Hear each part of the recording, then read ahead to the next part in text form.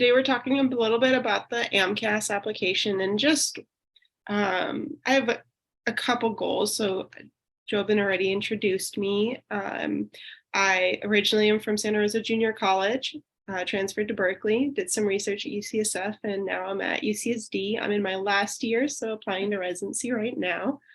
And I get to be here with you guys. I'm part of the advisory board here, and I'm really glad you're all here. It's a great program. I wish I had all this information available to me when I was applying to medical school. The only thing that I would add is that this is probably one of the best presentations for community college students that most of our other speakers have done, because she's actually taken the time to do a really great job in putting the steps that you have to take. And it's a great timeline to have. We usually post the PowerPoint. We'll post a PowerPoint on the page as well. So, don't sit here and take pictures or try to write down notes really fast that you'll be available to you.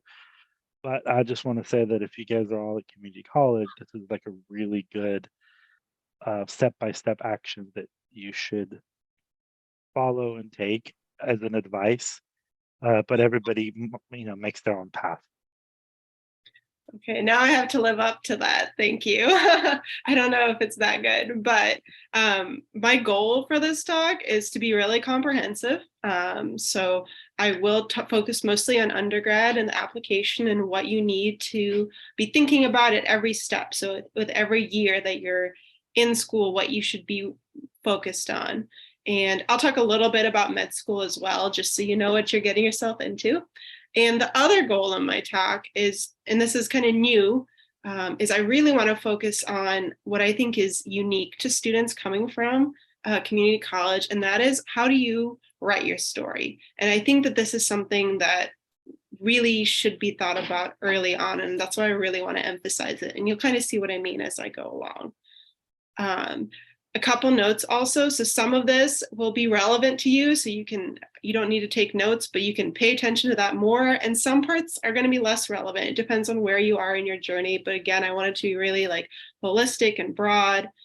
So just sit back. If it's not really relevant for you right now, it's always good to know what's coming up ahead. If there's any questions, again, please add it in the chat. And my goal of this is not to give you the scare of your life. I know it's spooky season. We're going to try to not scare you. This is a lot of information. I won't lie. There's like 40 slides, but you have years to get all this done. So deep breaths.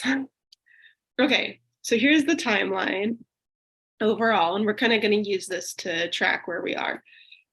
So I'm going to start pre-transfer for those of us in community college, or year 1, year 2 if you're not in community college. So what should you be thinking about at this stage in your journey? So you probably, if you're in this stage, just decided, hey, maybe medicine, but you're not sure. So what should you be worrying about? And as I talk, we're also going to go through the application, and you'll actually get to see what the application looks like. So this is the AMCAS portal. This is where you're going to apply to med school. Most pre-meds apply 15 to 25 schools, but I feel like that number keeps going up and up and up, and I bet it's probably even higher now post-COVID.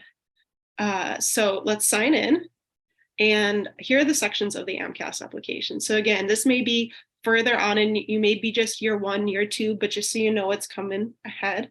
So we'll start at the beginning. You're going to have some just general identifying information. Where'd you go to school? Some information about you.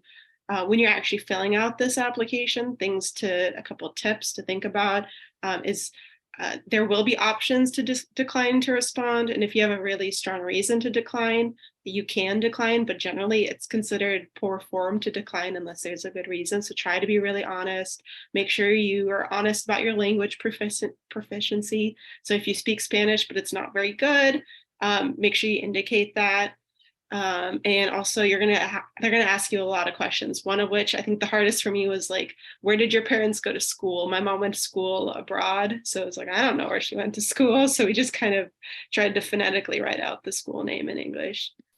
Okay, the main thing you're focusing on year 1, year 2 / pre-transfer is, unsurprisingly, your classes, your coursework. Can you tell them what the AMCAS is and why it's so important?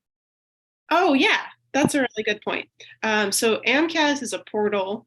It's the main application system. There are a couple other application systems. So I think Texas schools have their own application system, but for the most part, AMCAS is the application you're going to send out to med schools. And this portal, when you submit all your information, you have access to most of the US med schools.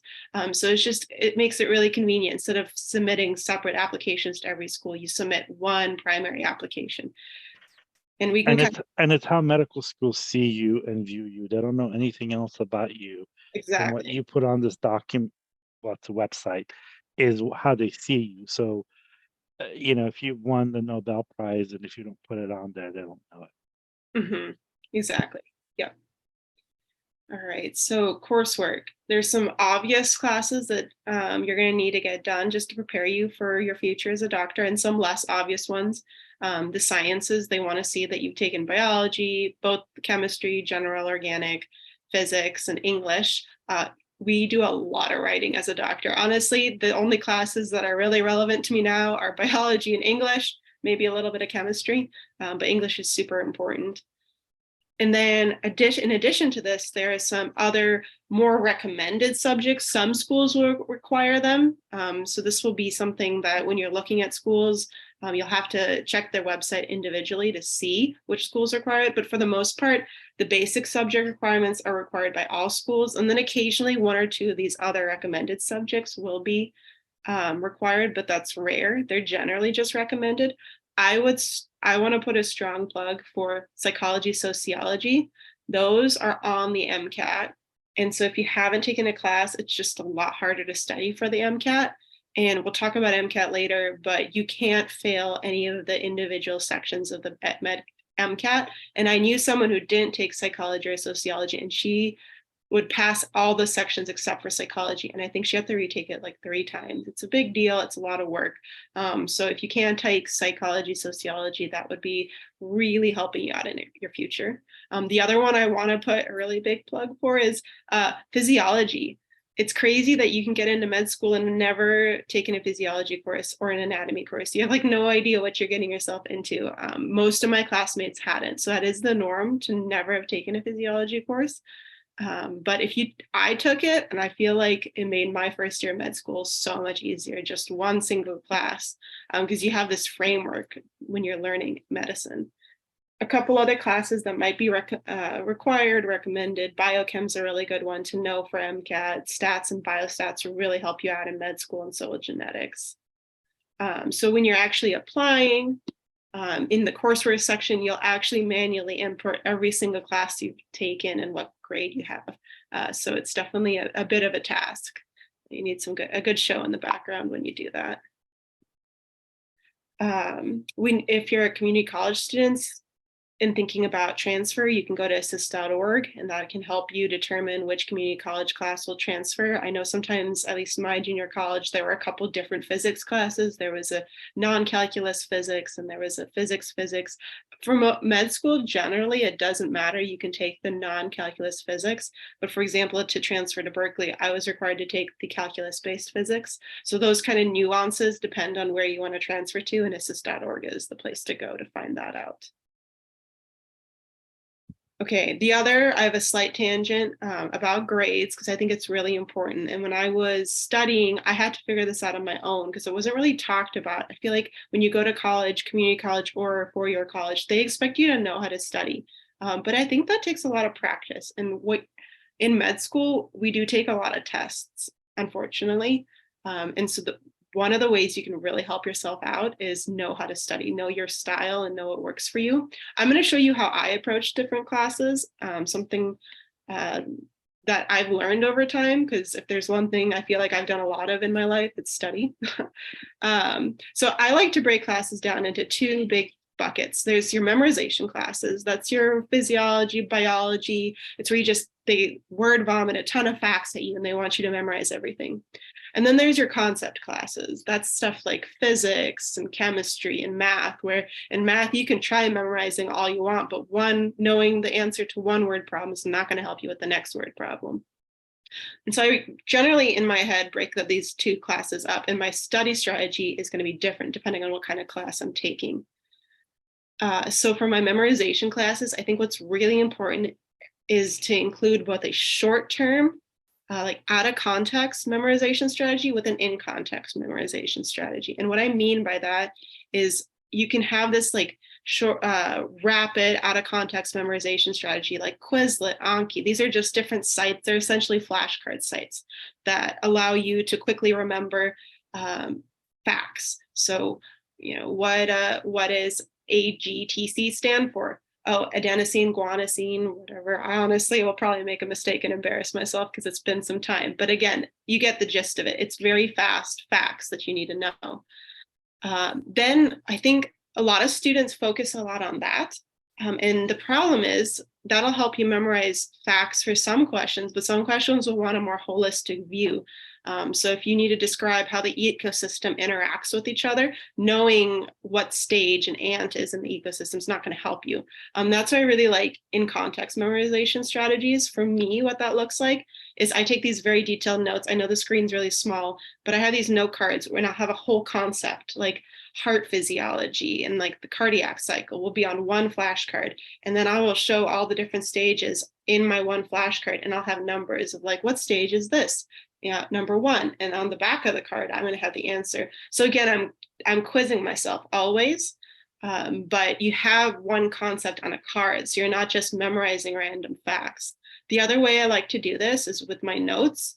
Again, this is in context. You can see here I have like salivary gland, and this is my pathology, one of my pathology notes. And you can see everything I need to know about salivary glands is on this card, but there's a lot of blanks and spaces. And you can see on the side here, I wrote out the answers.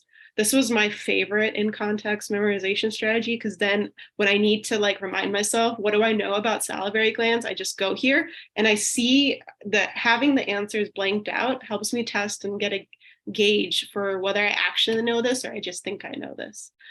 So whatever in context memorization strategy works for you is great.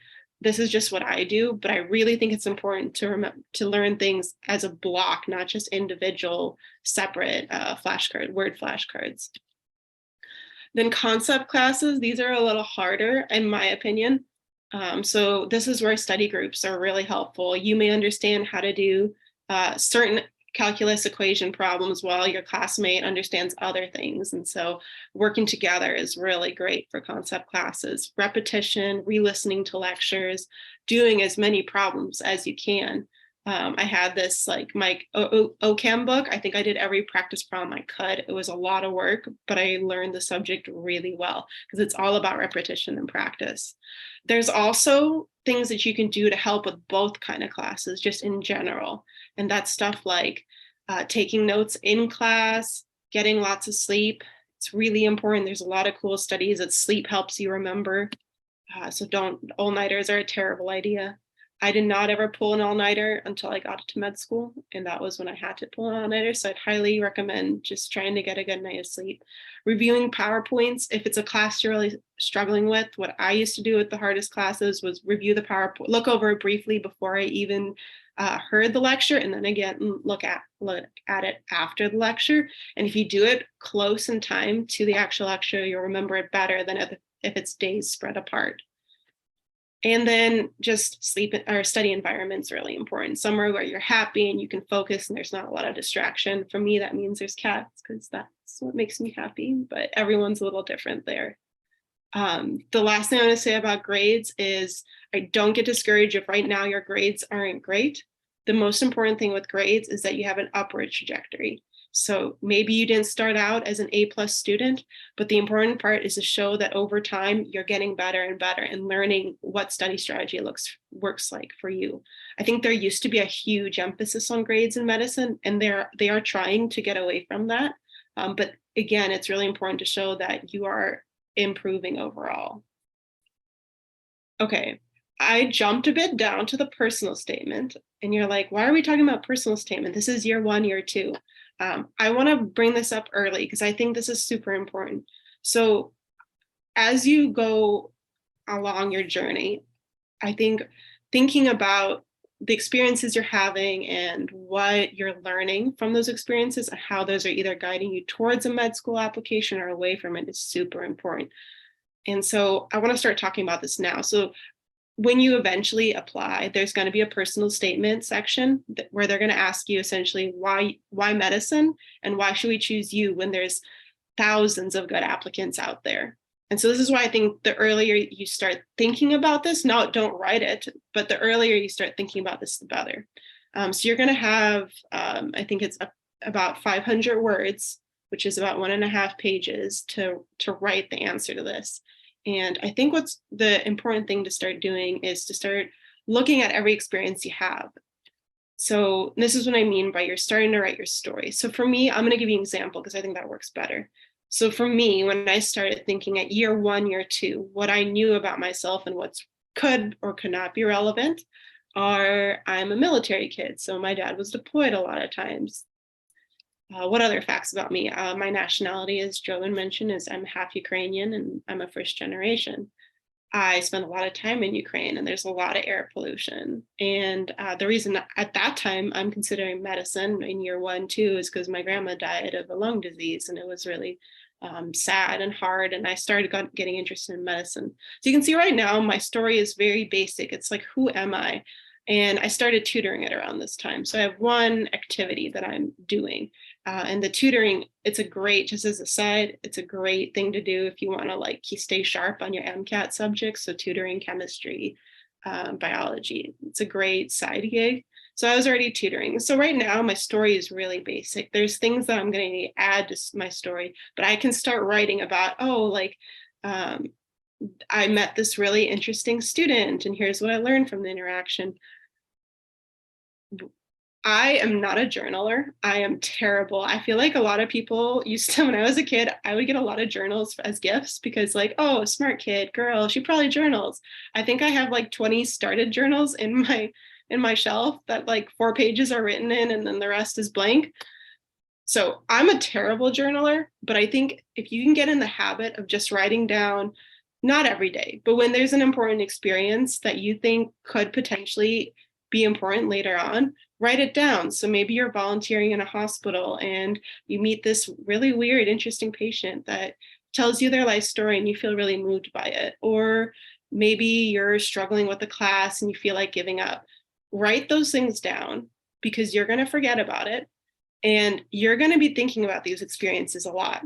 And I mean a lot. I'm right now applying to residency and I am thinking about experiences I had 6 years ago working on a team in a class project and how the team didn't work well. And I'm still referencing these experiences. So you're going to end up writing, if you're going to pursue medicine, you're going to write about those experiences. And so starting to write them down early will not only help you later on, but it will also help you as you think about what your story is and how you're going to market yourself to the medical schools who read tons of personal statements. So we're going to come back to this kind of as I go forward on my journey, but I just want to pitch this is super important because your personal statement is the thing that is going to, for community college students, is really going to set us apart. I imagine if you're listening to this, there's probably something in your past that's unusual in that, like for me, I was a community college student. Maybe you're recently immigrated. I don't know what your story is. And I feel like a lot of times when you're coming from a community college, it feels like the cards are stacked against you. You don't have the same mentorship opportunities. You don't have the same research opportunities. The personal statement is your chance to stand out. This is your chance to explain what you learned in community college, why you ended up in community college, and really you can make it into a positive if you use your personal statement the right way. So that's why I'm really harping on it because I think for community college students, the personal statement's really key. We're going to come back to that idea. Okay, this, like I said, is a really long talk, and so I like to space it out a little bit. So we just finished year 1, year 2, and because of the spooky season, Halloween, I have a question. So, and the answers I got offline, so maybe you think they're wrong, that's fine. I don't hold me accountable. But what do you think is the most popular Halloween candy in America? And Jobin, I'm going to put you on the spot. Any thoughts? I would say Snickers. Snickers. You got the right first letter. Apparently it's Skittles. Maybe Snickers is because it has peanuts in it. Oh yeah, maybe that. I also feel like chocolate melts, but I don't know. I'm coming from somewhere it's warm, so that's a real possibility, melting chocolate. Alrighty, that was a fun little break brain, hopefully fun. We can keep going. So that was year one, year two, what you should be thinking about. And if you're a community college student, you can think of that as pre-transfer years. And so to summarize, Somebody said candy corn, but I don't know. I've oh, never paid for candy corn, so yeah, interesting. I mean, it's very iconic. Halloween. All right, I just want to summarize the information because I know it's a lot. If you're in year 1 to 2, what you should be thinking about is make sure you're in the right classes. Make sure you're doing as well in your classes as you can be, and work on those study strategies and find what works well for you. And then also just start thinking about what your story is and why you're choosing medicine. Okay, we're going to move on to year 3. So if you're a community college student like me, you have just transferred, you're overwhelmed. It's a really, like, it's a new big environment for a lot of people. And what at year 3 should you start thinking about? And I want to say that, like, I'm going to call it year 3, but a lot of this can be delayed. A lot of people more and more are taking gap years. I took a gap year. I think the average person in my class took 2 gap years. So it's very common. So I'm going to call it year 3. It might be a little bit different depending on your personal academic journey. But for the sake of this example, we're just going to call it year 3. So right after transferring, what are you thinking about? This is where I would start worrying more about your work activities section. I feel like oftentimes this section like sparks the most interesting conversations, and there's a lot of anxiety about this section just because there are a lot of different options that you can do. This is your chance to be really personal. In addition to your personal statement, this is your chance to be an individual. So the logistics of this section is you can have up to 15 extracurricular activities. That's a lot. You don't have to have 15, but they want to give you options. I think I had something like 10-ish, but that's easier to do than you think, because I'll show you some of these, like a publication or an award will count as its own activity. 3 of these you can highlight as being what they call, quote, most meaningful activities. And it means you have a little more space to write about what these activities were. You can see here they have 18 categories that you can choose from, and they're very broad. So almost anything can count as an experience. So it may be artistic, a hobby, research, community involvement. As a general rule, when you're choosing these, there's a couple things they really want to see, and then the rest you can kind of be your own person. I think what's really important is they want to see some kind of research, and they want to see some kind of community service. Ideally, and then I guess a third category would be something in the medical system. And those are very broad. So some kind of research that could be traditional, like mouse, lab bench research, that could be working on a survey, like quality improvement type research, could be, more clinical. So very broad there. They want to see that you're familiar with the academic research process. And so something in your application has to reflect that. If you don't have it, it's not a hard no, but it's just, it's a little less complete. They do want to see that.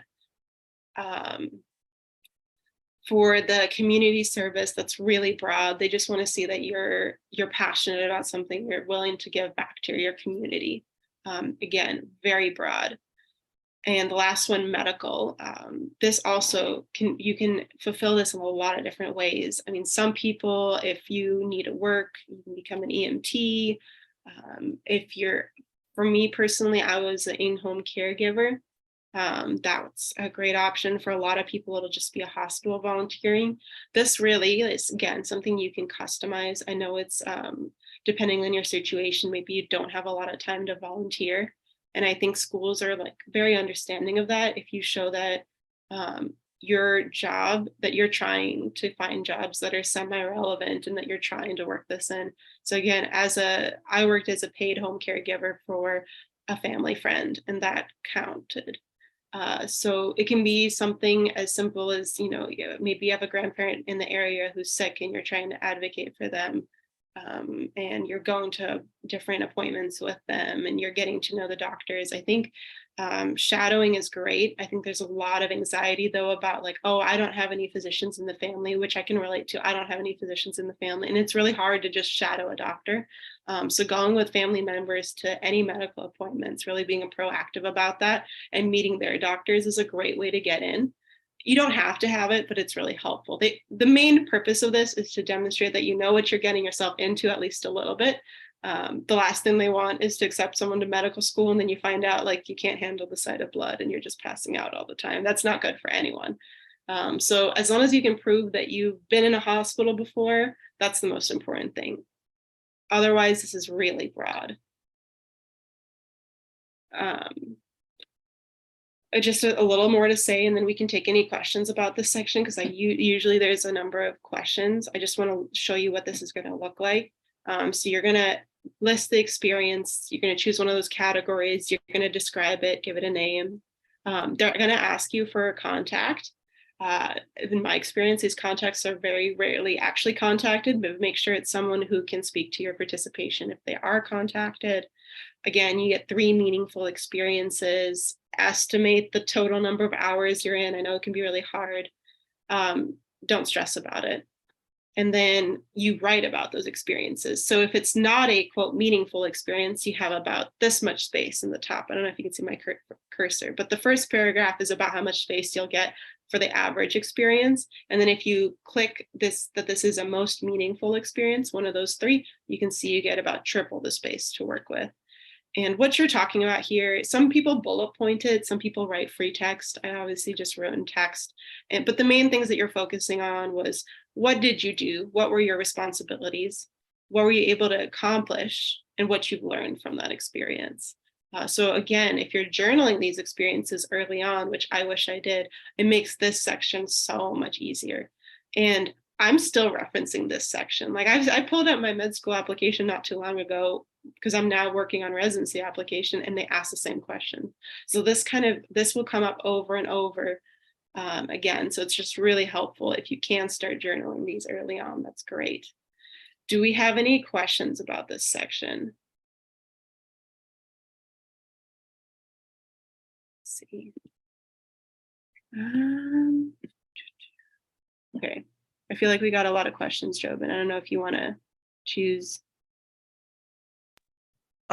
Yes, so somebody says, can I do activities outside the US? Absolutely. That's not a problem. Ideally, have some kind of contact. They can be outside the US. Like I said, I think they're pretty rarely actually contacted. So this is actually something that I went to a thing that they really talk about. Mm-hmm. Just really be careful if you're doing, let's say, if there's something you can't do here, you cannot do it internationally. What I mean is you can't go to a developing country and do open heart surgery.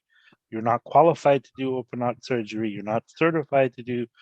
So whatever you can do here, you should be able, you should do over there and not anything more. Mm-hmm. Because that's really unethical. You're not licensed, you're not trained. And so that's a big thing. But let's say you go and teach English to in Guatemala, or if you're working on a water project or anything else like that, absolutely. But just know that you can't say, oh, I went to this country and I was doing open heart surgery and I was delivering babies and stuff like that. It's like, no, if you can't do that here, you can't do it over there. I know some people that are EMTs that go and work as first responders in certain countries, and that's fine. But again, you're certified to do that. There's been a big issue with like medical students and pre-meds going and doing things outside of the scope of their practice. And so just be very careful. Yeah. Or another one is one of my other one is like, well, we went, a lot of people in Southern California do this. Oh, we went to Mexico and did blood pressure and glucose sticks. It's like, okay, was there a licensed person there? No. Well, if you get somebody that has an outlier for their blood pressure, what do? If you don't have a licensed person there, you can't, you're practicing outside of your scope, and you could be an EMT, but you need to have a licensed physician there. So just be really careful in those experiences. Now, let's say you go with a doctor, like I know like there's a Flying Samaritans, yes, there's a doctor with you there, a PA, and that's different. And you could do certain things like taking your blood pressure or helping, but just going down there and saying I set up a health fair and like, wait a minute, no. Um, so just be careful with those. Um, somebody else asked, what about um, high school activities? Yeah, good question. If it's a super, super, super meaningful one, it's a big deal and you think it's really unique, you can include it. I would say generally frowned upon. The last thing you want to do is spam this section. So if you have fewer activities, but they're more meaningful and you have a longer time commitment to them, then add them. But they do not want to see a lot of like, oh, I spent 3 days doing this, or I spent a week doing this. Oh, That's the candy striper. Um, the one thing is I would say like the exception would be if you're like a Eagle Scout or right. There it uh, shows commitment. So Eagle those are like Scout, long-term commitment things, and that's fine. You could put that on there, yeah. but don't say that I spend 6 months working as a candy striper. That's not that's not relevant at all. It's good for your college application, but not. And I know apparently now in California you need to have certain hours of volunteer before you can graduate high school, community service. But yeah, Yeah. um, somebody Yeah. asked, what do you have a lot of work activities? How do you choose your top three? Yeah, that's a good question. Choose the ones that you can write about the best. Ideally, like what they want to see is commitment. So if you're gonna, for I should have mentioned earlier, but if when you do the research, when you do like the main three categories, research, some kind of medical exposure, and some kind of volunteering, you should aim for at least a year for at least those three experiences to really show that you committed. So a couple months of in the hospital, you can submit it, but it's not going to be as impactful as you spent a year and committed to something. So when you choose, I would choose I chose my top three based on what I thought was either unique about me or something that I could write that I learned about and demonstrates a quality. And you can Google like what qualities are medical schoolers or even just employers looking for. And they look at things like dependability and works on a team. And if you have experiences that you can write about that demonstrate that you are one of those good qualities, that would be a great one. But I would just look at time commitment. If you spent longer, like if you have two experiences that you can write about equally well, look at the one that you spent a longer time doing. That's always important to show commitment. But I don't think there's a right or wrong answer with the meaningful experiences. It's just what you would be able to write more about. Yeah, no, she's absolutely right. Yeah, I mean, absolutely. If volunteering in high school, but you are continuing during your first year of community college, is that going to be frowned apart? Well, it's kind of like you continued it, so yeah, I think that should be fine. Yeah. There is no absolutes in this section. I mean, again, don't be unethical. Try not to include a lot of frivolous short-term commitments that don't really mean a lot to you. But there's no like hard rules. If you were young, if you were in high school and did something really cool, you can include that. If you're doing something abroad, that's fine as long as you're not unethical. And that was a good side note. Yeah, Uh, somebody asked about, they help their mom being a childcare workers at community service or that could job. be called like that's hard. I mean, you could classify it as possibly work experience. I don't know. That one I'd have to think about. I'm not entirely Yeah, sure. I wrote this back to her and I said, well, it's kind of a tricky situation because it's not community service because community service is usually unpaid. The other sticky part is your mom is your supervisor, but I would say that part of your labor helped with your family survive. Yeah. Um, survive in terms of like basically being able to put a roof in your head and food in your stomach. I Yeah. know one of my friends, for his medical school application, his dad had a construction business, and Mhm. he wrote that in there that, hey, I didn't have this luxury of going in long term because I was, breaking rocks and moving stuff for my dad's construction company or so yeah, and that was basically how you're family survived. And so absolutely. I Um, wouldn't stress too much about the exact category, like do your best with that. The most important part is when you describe it, be honest in the description of what you did, because that one is kind of hard to describe. I would probably put it under work now that I think about it more and just say that you're helping your family, as Jobin said, survive. So write that into your description. yeah, and I think that's kind of like, and certainly this is like, and I would even like, I mean, that's just me. I would even doing it as like, like childcare right now is like a big national crisis. So I think you could say that you played your small part in helping society, but that's me trying to spin it a little bit longer. I think a lot of people are asking questions about how do you get research, and we've actually had like a Ah, couple of people that talked about getting research as a community college student for summer programs and stuff. yeah. Um, I will and talk about that actually. yeah, definitely. But there's a lot of programs now that just targeting community colleges, and Mhm. we actually had like 3 sessions of workshops, and I'll put those in here.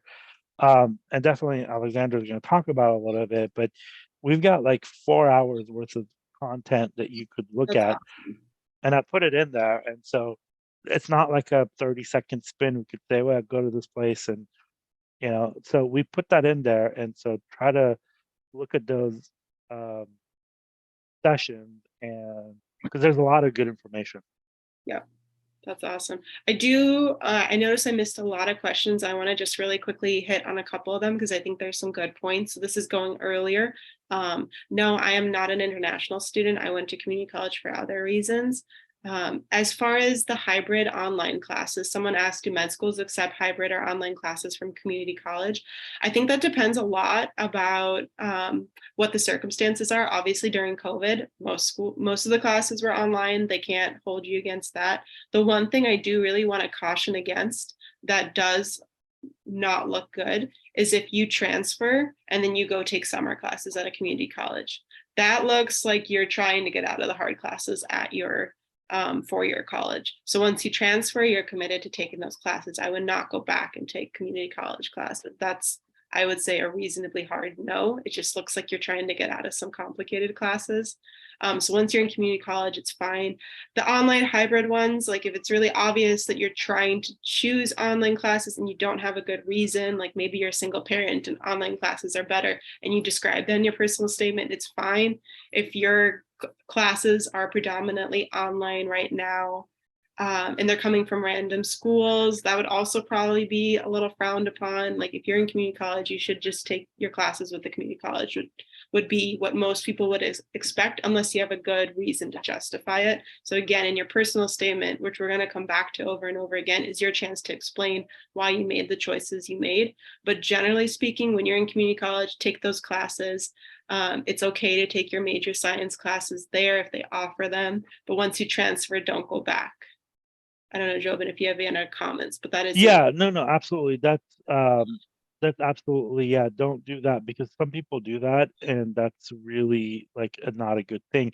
Once you've transferred, finish your classes. And I know some people that started at community college, finished at a UC or whatever, and then finished their degree, then they went back to community college and took some classes, and that's fine. Like, but don't take any of your prereqs after you transfer. Like, I know somebody went back and took a couple Spanish classes, and that's absolutely fine after they graduated. Mhm. But yeah, but don't do that, because that's like a big no. I know some people take like one summer school class, and that's fine, but not like all your prereqs. I think, one class, like, you're home for the summer.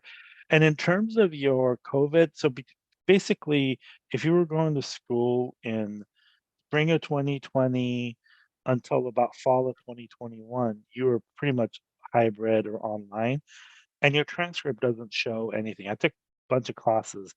It doesn't show it. So if it doesn't show it, like, you need to be honest, but like not too honest, Mhm. because it's really hard to track. Some schools went back earlier, some schools went back later.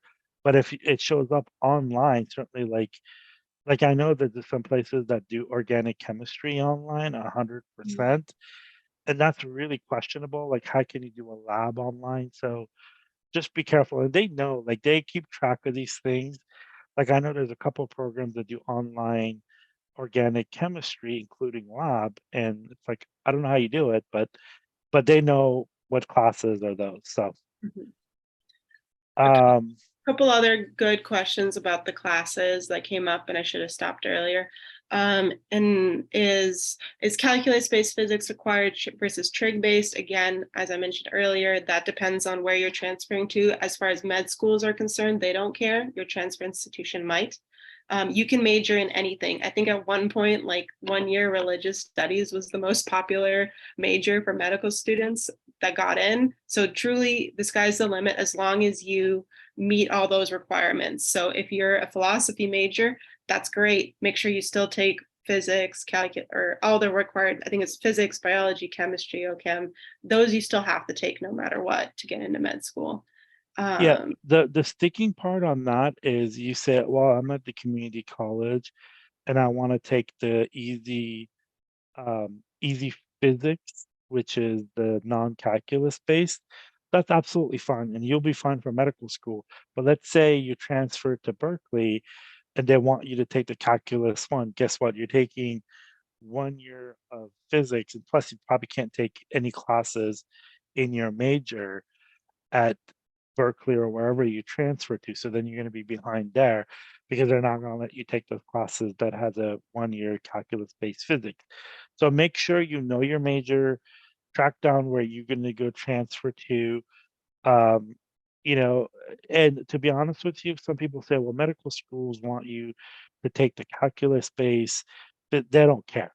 Like they don't care if you take either as long as you have 1 year of physics. Also, there's a bunch of medical schools like USC, Stanford, a bunch of them that basically got rid of all their prereqs. Now, those are very small number of schools, and you're not going to be competitive if you don't have the for all the other schools. And so make sure you know where you want to transfer to, what your major is, and what your and assist.org. If you're starting out at a community college, assist.org is like your religious yeah. pilgrimage.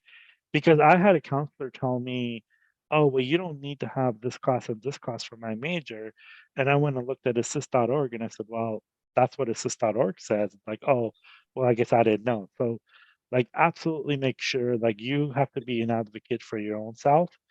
So, like, even though your counselor says something, double check. Yeah. Absolutely. A couple other things quickly to clarify, and then we're going to move on from this section, talk about research briefly. You can start these work activity sections at any point. You don't have to start at third year. Obviously, I would say recommended to not start at third year, but I would not say that that's a major focus. So try to have one or two things that you've done in your first or second year or before transferring. But research is really hard before transferring, and no one's expecting you to have research experience before transferring. If you get it, that's awesome, but that's not an expectation. So I would try to like do one volunteer thing if you can. If you're working, that's a great option as well. It doesn't uh, matter whether it's medical or non-medical volunteering. I don't think as long as you show commitment, you don't have like it's perfectly fine to be non-medical if you're really committed to your local food bank, as long as somewhere in your application you have some kind of medical experience. See, I think that was pretty much it for the experience questions that are not research related. Am I right, Julian? Yeah, there was another one. Should research be medicine based? And I would say research is could be clinical research, could be lab research where you're pipetting. What that's a lot of the stuff Alexandra did. I had a friend of mine who did like 2 years of sociology research going into Section 8 housing, and also I have another friend who did a research study at St. Quentin and got into UCSF. Yeah. So research is research. It's using the scientific method to answer a question. That could be in a lab. It could. I think you did clinical research, right? I did basic science, Yeah. so. very laboratory, white coat lab. Yeah. So, but you have to do it. And some people are saying, well, I'm not really passionate about research. It's like you don't have to do research, but you're gonna basically not price yourself out, exclude yourself for a bunch of medical schools that research is important to them. Research is important to every medical school because that's how they survive. So almost every medical school wants to see some kind of research. You have to do research. Now, there are outliers. There are people who say, I didn't do research and I got into medical school. And I would say those people are outliers. And I know like one person who didn't do any research, but they were also they did some like they were like an amazing applicant, and they won like I think it's the silver star So, in the Navy and a bunch of other stuff. So that like right. so Yeah, research, I would say research is the norm at this point. Obviously, if you're outstanding in some other, like you have really impressive community service and some, I would say you need to have something medical. That's the one that I would be least, that I think they really want to see. Again, that's really broad, but the question's going to be if you have nothing medical, why medicine? Like you don't know what you're getting yourself into. Research is a little more iffy.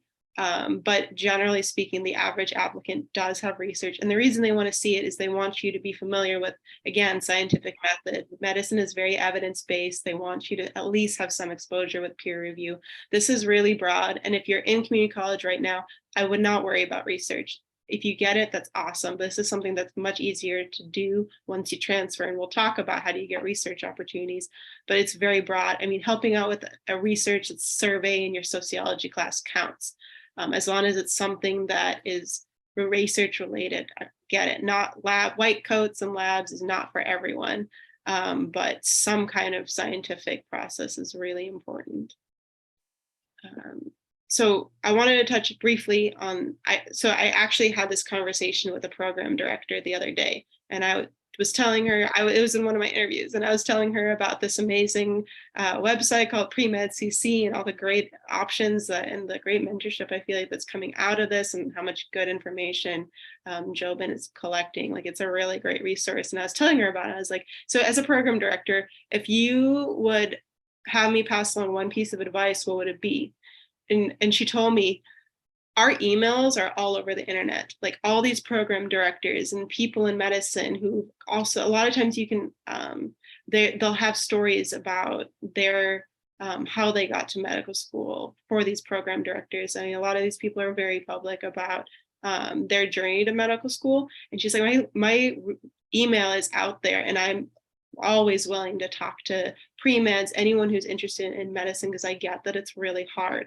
She's like, cold email, like it's not going to work every time you do it, but that shows so much initiative. And I will speak personally that this is the way I got my research experiences. Yes, there's a lot of programs out there. They're really trying to increase the research opportunities. And those are usually like summer research programs.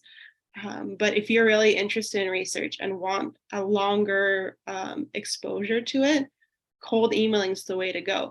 The first time I was told to cold email, I looked at my professor, told me that, and I was like, no, they're just going to ignore my email. Like, why would anyone answer some random undergrad's email? And the answer is they do. So a couple tips when you do this. Make sure that your email is personalized to whatever experience you're cold emailing about. I'm specifically talking about research, but you can also email a program director if there's some, like if you notice that someone at a med school is really committed to like increasing diversity and equity in medical school, like email them and ask them if they have any advice. That's great. If you're emailing to try to get a research position, and this is what I did, is I looked at UCSF, which seemed like, great med school, crazy good. Who am I to like even write to a UCSF professor? And this was me coming right out of community college, hadn't even started Berkeley, but I sat down and wrote, I think 4 emails. They were all personalized, like, hey, I've read your lab research. I think it's really interesting. Here's who I am. I was very honest and realistic. I am a newly transferred student at Berkeley, but I think your research is fascinating. I made it very personalized, sent it to each email to one person. from my new at that time UC Berkeley email address. And of the 4 people I wrote to, 3 got back to me, and 2 I had interviews with to get this random research position, just like volunteer while I was in school. I was really honest, like I am in school, I'm full time, so I can come for 2 half days a week, but I'll commit those 2 half days, and I really am serious about learning about research. And this is something I really want to do. And like I said, it worked. It's crazy that it works, but it does work. You just have to be persistent. Sometimes it's not going to be half that response. Sometimes it's even fewer, but someone eventually will respond. It's really powerful, and people don't use cold emailing enough. So I wanted to put a big plug because, like I said, the program director herself was like, this is what people should be doing. She's like, if a community college student writes to me, I will respond as often as I can, which is pretty often. So just something to keep in mind. I know it's really scary. I've done it. You don't think it's going to work, but then like miraculously, it sometimes works. And that can be a huge deal. Jobin, do you have any other comments about either cold emailing or about research? Yeah, to me, it's just, I think you always have to email someone when you're emailing someone is like for research or any of those things, like what are you like advancing or advocating or going to help them? Mhm. I think that's really important. The other part of it too is um, I think it's okay to be selfish, but you gotta have to like know your limitations. Um, I know that one thing that will like not work is you can't email a program director and say, "Hey, I'm applying to your program. Look over my application." Right. That's actually a big no-no. I wouldn't do that. But I would say, and in terms of research, always make sure you include your resume or your CV. Mhm. CV is preferred because it could be a couple pages long, and you could put in there and say, okay, I have this experiences and these these things that I could add to it. Being professional, making sure there's no grammatical error. I remember I emailed someone one time and I like totally botched it, and luckily that person knew me, but it was really embarrassing. So um, if you don't know that person, they may not even respond. The other thing is that um, you know, cold emailing or applying to a program, you will get 100% rejection if you don't do it. So you say, "Oh, this summer program is really too intense," and or it's really too competitive. I'm not going to do it this year. Then it's 100% rate that you're going to fail. I've had people that say, "Oh, I don't want to apply to this medical school because they're too competitive," and they got into that school. So it's like, 100% of it is you're going to fail if you don't apply, if you don't do it. Mhm. But yeah, I would just say that that part of it too is just make sure that like just don't email them and say, "Hey, get me into your school," or "Get me a research program." Just like be very thoughtful about it. Yeah. Yeah, I don't have a lot of experience with using cold emails for getting into med school itself. That is a little unusual. I'm right now talking about how do you get these various experiences. So my recommendation when you're looking for extracurriculars, if you want to do it, whether in research or I mean, mostly speaking about research, but you can also you'd be surprised what other opportunities there are out there.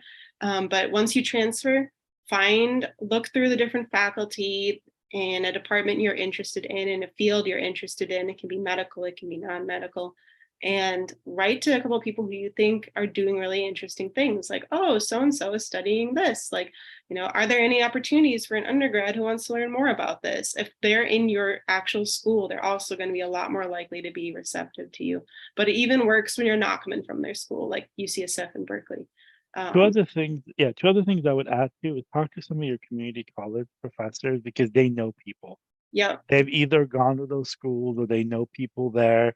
When I started this organization, I had one of my professors like say, "Oh yeah, my college roommate like was failing biochem um, and I helped him pass it, and we're good friends, but he's also like a dean at a medical school, an associate dean of a medical school." So I yeah. was like, "Yeah, okay." And then another person approached me and said, "Oh, my wife is an ER doctor. If you need any, it's like, well, I already work in the ER, but thank you, you know. Yeah. Um, but one thing about the email, and I'll tell you this, and somebody asked this question, do you use your community college email, your personal email? Some community colleges don't give email to their students, and some of them do. Some of them are really like backward and really use long emails. If you use your personal email, and I will tell you this drives me like crazy when we've had people that apply for, I used to run a program and people would, and they would have the most inappropriate email addresses. Like one of them was like slapmymonkey@gmail.com. Like just really inappropriate emails. Like, do not do that. Like make sure it's like your first name dot last name. If your name is John Smith, like do John Smith 22 or something like that, but make it very professional. Don't make it like, don't try to be cute like that. And then the other one is your voicemail. Like it's cool that you want to be an individual, but if you're going to give your number out and it's like some like profanity laced music or something cute and funny, like these people are old and these people still use phones. They may, you know, and so if somebody calls you, um, make sure that your voicemail is an appropriate voicemail and not like, you know, 50, you know, or what was it? Little Wayne's, you know, thing. Not, I mean, I love Little Wayne, don't get me wrong, but it shouldn't be your voicemail thing. Those are like the two big things that I would just, I mean, there was one person I called their number and it was like so profound, profane. And I've heard bad words before, but I just didn't think it was profound. I just hung up. I didn't even bother leaving a voicemail. So like, I like these are like really two really huge things if you're gonna cold email anyone. Yeah. So yeah. So yeah, in summary, professional, personal, and do it. If you have a good reason for why you think this would be a good experience, or you just think someone would be a good contact who may know other contacts, talk to people. Don't be afraid to cold email if you have a good reason. Okay, I think enough said on that. So going back to this story idea. So now that we talked about these experiences, you have gone back and thought about what is your story? What are you starting with? Try to think about what things you're interested in and also how you're going to fill some of those gaps. So again, try to get a little bit of research done. So what I did was I did some research at UCSF, as I mentioned, in a immunology lung at the time, like asthma lab.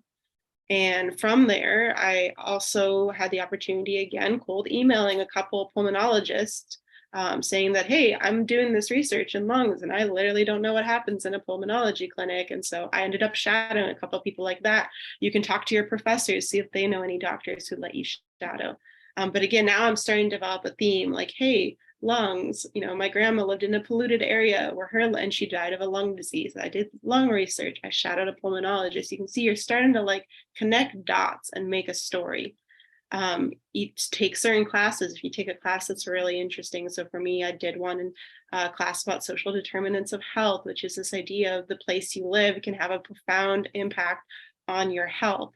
So people living in poor zip codes will unfortunately experience more diseases of some kinds like asthma than people living in richer zip codes where the air is cleaner. I worked as a caregiver. There's your like health related opportunity. So you show that you've done that. And so as you're going through this journey, you're keeping track of the experiences you have. And if you can, if you're finding a theme, like I was really interested in lungs at the time, stick with that theme if it's something you enjoy and that's something you can write about later on. The other thing that I'm going to really stress, really important after you transfer, as soon as you transfer, is to start thinking about letters of recommendation or evaluation. It's never too early to start looking for these letter writers, but I would recommend doing it as soon as you transfer. There's a lot of questions about, can my community college professors write a letter? The answer is maybe. It depends on your situation. I personally did have this fantastic community college professor write a letter for me, but they didn't write it for any of the science classes. They wrote it on an experience that we did together. So that depends. The basics of what you need for these letters is ideally have 4 to 6 letters. 4, I'd say, is the minimum. 6 would be a good, you can have as many as you want.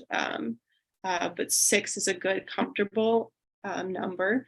Thing to keep in mind, this isn't standardized. So even though the application, you're sending this application to a lot of different schools, individual schools will have different requirements, and you're going to actually assign these letters to different schools individually. So you may look and UCSF wants 2 science professor letters and extracurricular, but maybe Duke wants one science professor, 1 non-science professor. So you're going to have to check every med school individually, which is a little bit of a pain.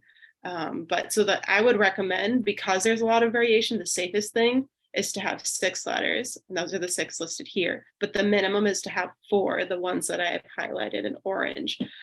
So do your best to have 1 non-science professor. That's the most common one to trip people up, because you get so invested in the sciences, you're going to be a doctor, that you don't take your science classes very seriously.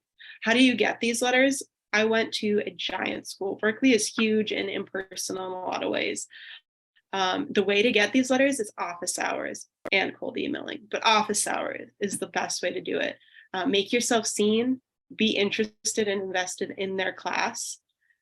If you can, ask if you're looking for a research opportunity, your professor is a great place to go even before you cold email. Ask them, say, oh, I love this class. I'd love to learn more. I'm interested in research. Do you have any opportunities, or do you have any colleagues that would be interested in undergrad? Start networking. That's how you're going to get these letters. So again, two science professors will come up a lot. Any of the sciences count. Then there's questions of like the psychology, sociology count. I'd say no. I think there's a little bit of wiggle room, but honestly, try for 2 hard science classes. Hard sciences are like chemistry, biology, physics. I think the most common is you end up having either 2 biology professors or like bio and chem. It's okay if they're both in the same department. That doesn't matter. They just want to see it's a science professor. When you ask for these letters, it's really important that you ask if they can write a strong letter. If you just ask, oh, can you write me a letter? They'll be like, well, sure. That's not the letter you want. You want a strong letter. So ideally someone who knows you well. Again, if you've been showing up for office hours repeatedly for a class, you're more likely to get a better letter, because they can write about how you are persistent and you're committed to the class. And that's an attribute medical schools are looking for. Yeah, I would just say this one is, I think you have good practice when you start a community college, getting to know your faculty because the classes are much smaller. Also, the nice thing is, as a second and third year student, you're not taking general classes with 600 people. How many people take general chemistry at Berkeley? But Yeah, a you're lot. taking upper division classes. Yeah. You're more likely to have a professor, but you also be maybe working with a TA or graduate assistant or postdoc. And most of the time, what they do is they write your letter and the Mhm. professor signs it. So make sure you don't treat them like crap, because Yeah. you go to the professor and the professor says like, well, this student, like, and even they may know you, but if you work closely in like your discussion sessions, if you've treated them like crap, you're probably not going to get a good letter from the professor. Because a lot of times this is kind of the game that happens is the professor says, oh, so this so and so student, I'm gonna have to write him a letter. Why don't you write a draft and I'll go in there and edit it? And if this graduate student says, "Oh, this person was a jerk to me," this is also in the lab as well, didn't follow my instructions, was late, was rude, then you're probably not going to get a good letter. And so just know, like, the people that are around the professor or physician, they play a key role in how you're perceived to them. So yeah, so just know that as well as with the professor letters. Yeah. Okay. The other pro tip I want to mention is, if say you find someone who would write you a great letter, but it's year 3, you still have another year before or 2 before you even consider applying. And you're like, oh, they're going to forget about me by the time 2 years comes around. Yes, they might forget about you. The pro tip that I would recommend is ask them to write you a scholarship letter. Maybe the scholarship's not one that you have a real chance for, but the purpose of this is to get them to write a letter for you while they really know you. And then later on, you can be like, oh, hey, you wrote me a letter. Like, try to stay in contact with them loosely over time. But like, you can then a year later be like, hey, you've already written me a letter. Would you mind just adapting that letter for my med school application? That's a really great way to get around you found someone too early problem. I was And trying, this is the letter rec for science have to be from a university. I would say yes. It should be from a science class that you took. So if the science class is at a junior college, that's fine. Again, preferable to have someone from a non-community college. But if it was at community college and you think they can write you a strong letter, that's fine. Ideally, also they have a PhD. Again, if they don't, there's no hard rules about this. It's just ideal because your average applicant is going to have two science professors who are PhDs from the university they're studying at. So you tried your best to pull that off as well, but it's not a hard and fast rule. Yeah, and I think it's really important to know your professors at a community college as well. Mhm. I know on one of the community college professors at my school that I'm going to now is actually a researcher at UCSF, and like they just love teaching and they don't get to do it there, and so they just pick up one class to teach, and so that's like a really great way to know your professors, and that would be like killing two stones with one. No, wait, Yeah. two birds with one stone. Sorry, I always mess that up. Um, but so absolutely. There's Um, another question. Is it okay to have fun too? I do want to actually mention this. Your hobbies really count, especially if it's a cool hobby. I can't tell you how many people in my class were like professional mountain climbers and almost Olympic swimmers and all kinds of cool things. So actually, yes, you are allowed to have fun and actually encouraged to have fun, especially if it's something that shows commitment. So if you did ballet for 10 years and that's something you're really committed to, that totally would be okay to add. Again, anything that sets you up and is unique. Now, if your application is only hobbies, that would be a little questionable, but having one or two, maybe three, if they're all really impressive hobbies, is totally fine to add. I would just say that if you're not having fun, then why are you doing this? I agree. Because if you because like if you're not enjoying this and you're like miserable, then I would say like really start looking at why you're doing all this, because like your self-worth and mental health and all of these things are really important. So if this stuff is not fun for you, then like like start looking at it. Life is not easy. um you have to make sacrifices, and I would tell you that if you're kind of have to look at this long term, because you're always going to be, and this is something that you probably agree with, you're always going to be taking tests, you're always going to be applying to something, you're always going to be having to do some sort of research at every point in your life.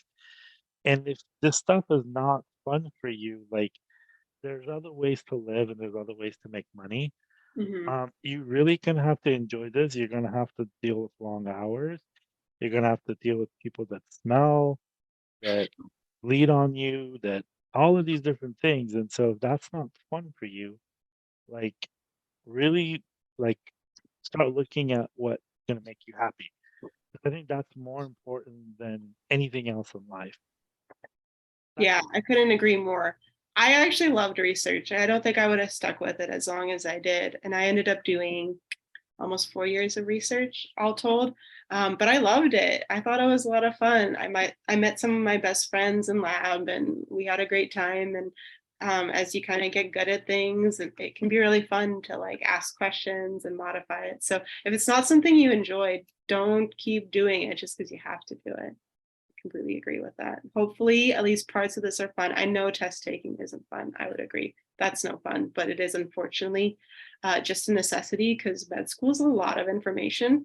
And it's information that if you don't know, you're putting someone's life on the line later on. So it is kind of, in essence, kind of serious.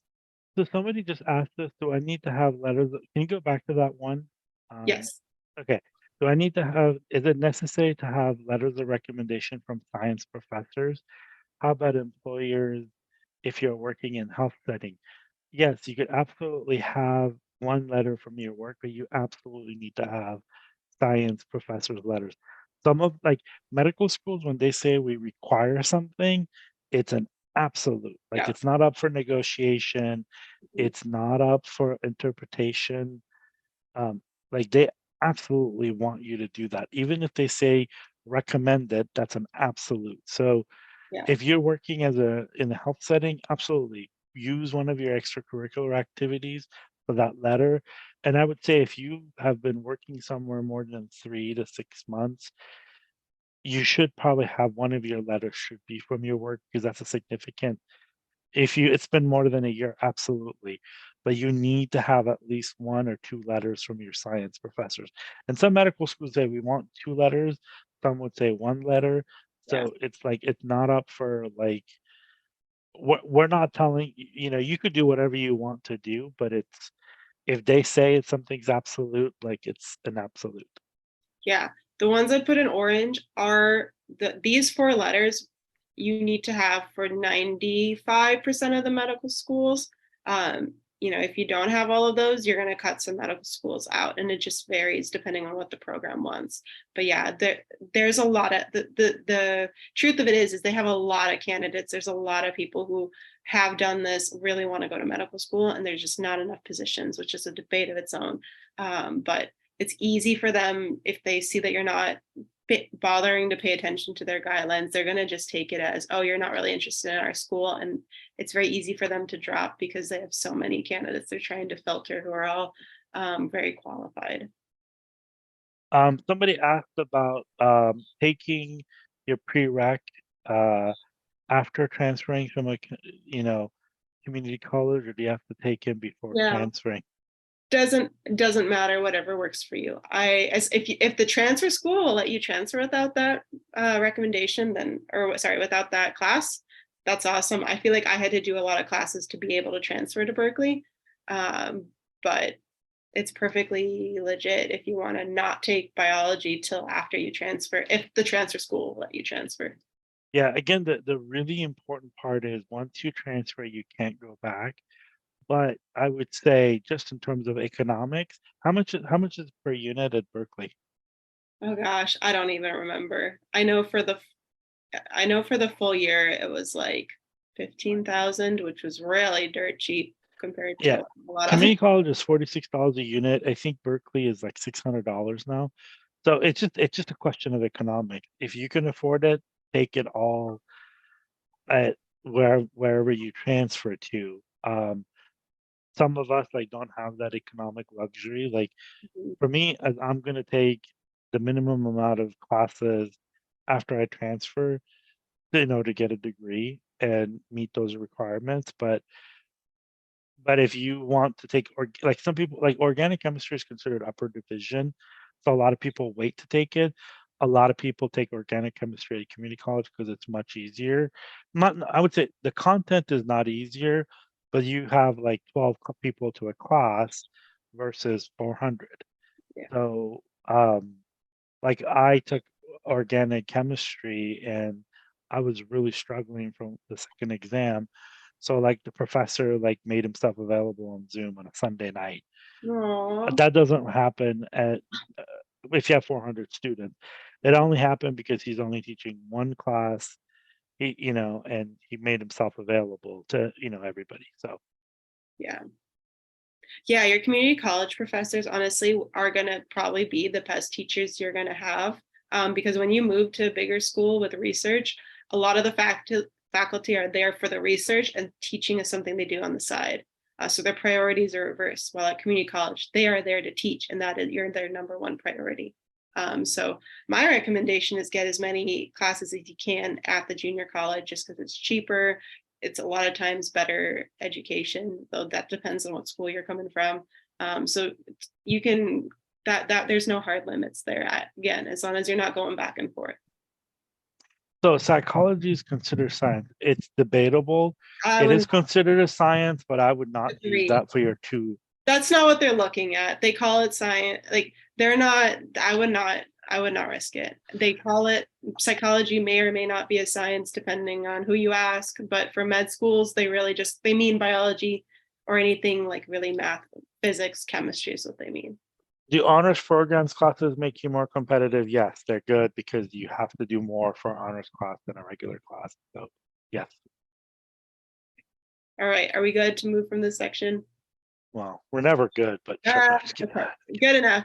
All right, Yes. I'm not going to talk a lot about the MCAT because I know there are some really great videos about MCAT, and honestly, my MCAT study habits are probably not the best. This is sorry, this is going back to the letter recommendation. Okay. If you shadowed a doctor one time, that's not a good letter of recommendation. You want Like, it to be from someone who really knows you. yeah, at minimum 6 months, like 6 months of like constant contact. Usually that's, outside of like your classroom. Mhm. Anything outside your classroom needs to be at least 6 months, not a one-time thing. It doesn't have to be a doctor. It can be anyone who writes that. It can be an employer. Like that person can be anyone. All right. MCAT, I'm just going to briefly mention it because it's in your application. But again, I would not call myself an MCAT expert by any means. I would recommend doing whatever you can do to not spend a lot of money on it because it is a huge industry and a lot of people make a lot of money off of it. And so again, lots of study strategies out there. I would say work hard in your classes is the number one because most of the stuff in the MCAT you should have already learned. It is a different style of thinking. It's like on the SAT, ACT, you have those strange passage questions that you do need to just practice. It's a lot of practice for the MCAT. Do as many practice tests as you can. They're going to help you more than anything else out there, more than any study book.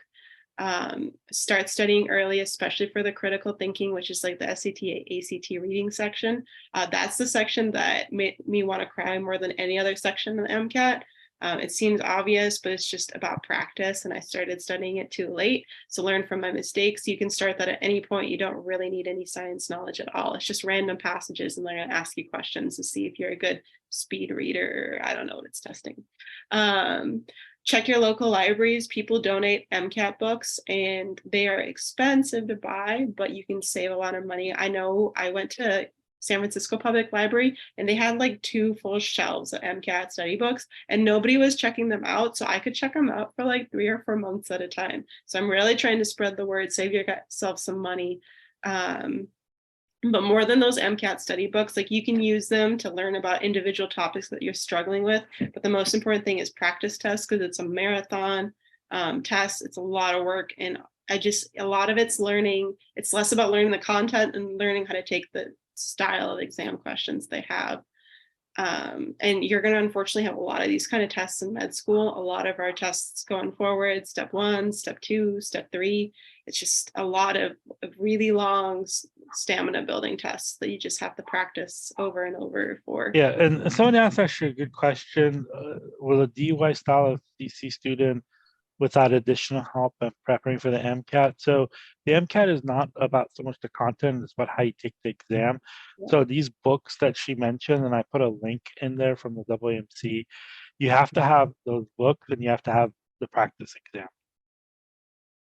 Yeah, I know a lot of good videos on this that Jobin already has, so I don't want to dwell on this too much. Yeah, and we also have 2 sessions coming up about the MCAT, and I think we're doing a third one about people studying on the MCAT on their own, and that's like an hour and a half talk, so we're not gonna. Awesome. They're gonna do a fantastic job. You guys are in good hands. Okay. What item is banned in California on Halloween? Fireworks. Fireworks are always banned, specifically on Halloween. Good guess, but it's apparently silly string. Really? According to this website, again, we'll see, but that apparently. All right, we're almost there. That was the bulk. I'm just gonna now do some pre-med TV time and talk about a little bit what the application looks like and what med school looks like. So again, to summarize, if you're in year 3, this is the bulk. This is the hardest year in terms of your application. You're collecting letters of recommendation, trying to meet as many professors as possible and really build some relationships there and get to know them so they know you and can write a strong letter. You're going to do a lot of different activities. Some are going to be really fun and hobbies, and others will be things like research that I thought were really fun. Keep thinking as you're going through this, think about your story, think about if there's any holes in your application, look at that list of different experiences and make sure you have a variety of categories covered. And you're starting to think about your MCAT, if not take your MCAT. I think used to be that everyone took their MCAT in third year, but lately people are taking a lot of gap years. That's the norm now. So I feel like a lot of people like me took it either their fourth year or even after. So now the application interviews part, and I'm just going to fly through this section.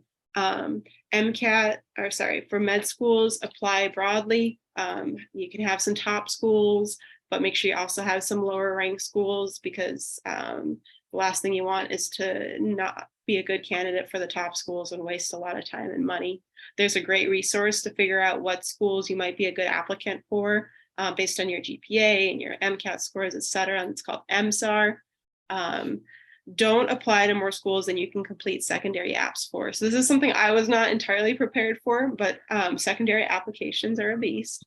So you're going to submit one application to a whole bunch of schools. That's the application we're working through right now.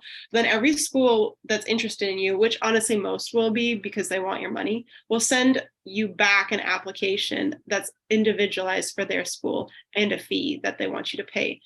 Usually it's around $100. And then for that school, you have to answer their individual prompts. So it's a ton of writing. So I think a good limit's around 20 schools because they come back pretty fast and there's no specific deadline, but generally you want to get back to them within a week. And so you're going to be frantically writing to all these schools and all their prompts are going to be similar, but different word counts, different questions. We'll talk about that again in a sec. But it ends up being a lot of money. There is a fee assistance program that can help. Again, I touched on MSAR a little bit. It's this website that shows all the different medical schools out there, and it'll have information about like what's the average GPA of the students here, what is the deadline, how big is the class size, what's the average MCAT score. We put that link there. Oh, perfect. The average cost for this is about $28 per year. Again, there's a fee assistance program that I'm coming to that will cover the cost of this if you apply and are eligible. Put that there too. Awesome. Stay organized in this process. This is actually a friend of mine who made this because I would not say that I am like a great example of an organized person, but this is a friend of mine made this spreadsheet and it's has all the schools that she's applying to, whether like what program she's applying to. Some people apply MD, PhD, some people apply MD, what the average MCAT is, what their letters. So she has a column that she went through all the websites and found how many letters of recs they want. So some want 3 to 5, some want 4. You can keep track of that here because you're going to have to individually assign all your letters. So check on each school. You should check their individual course requirements, see if they do want a biochemistry. If you haven't taken it and they want biochemistry, don't waste your time and money applying to that school. So I would say this is a really good personal statement question. It says your personal statement, if your personal statement gears toward underserved communities, is it okay to apply to schools that don't highly focus on underserved communities, since your personal statement is just one universal for all schools? Let me see if I'm understanding that correct. You're saying if you're working with underserved communities, would you apply to a school with? No, they said about their personal statement. So I would say that your personal statement, every school would get the same one.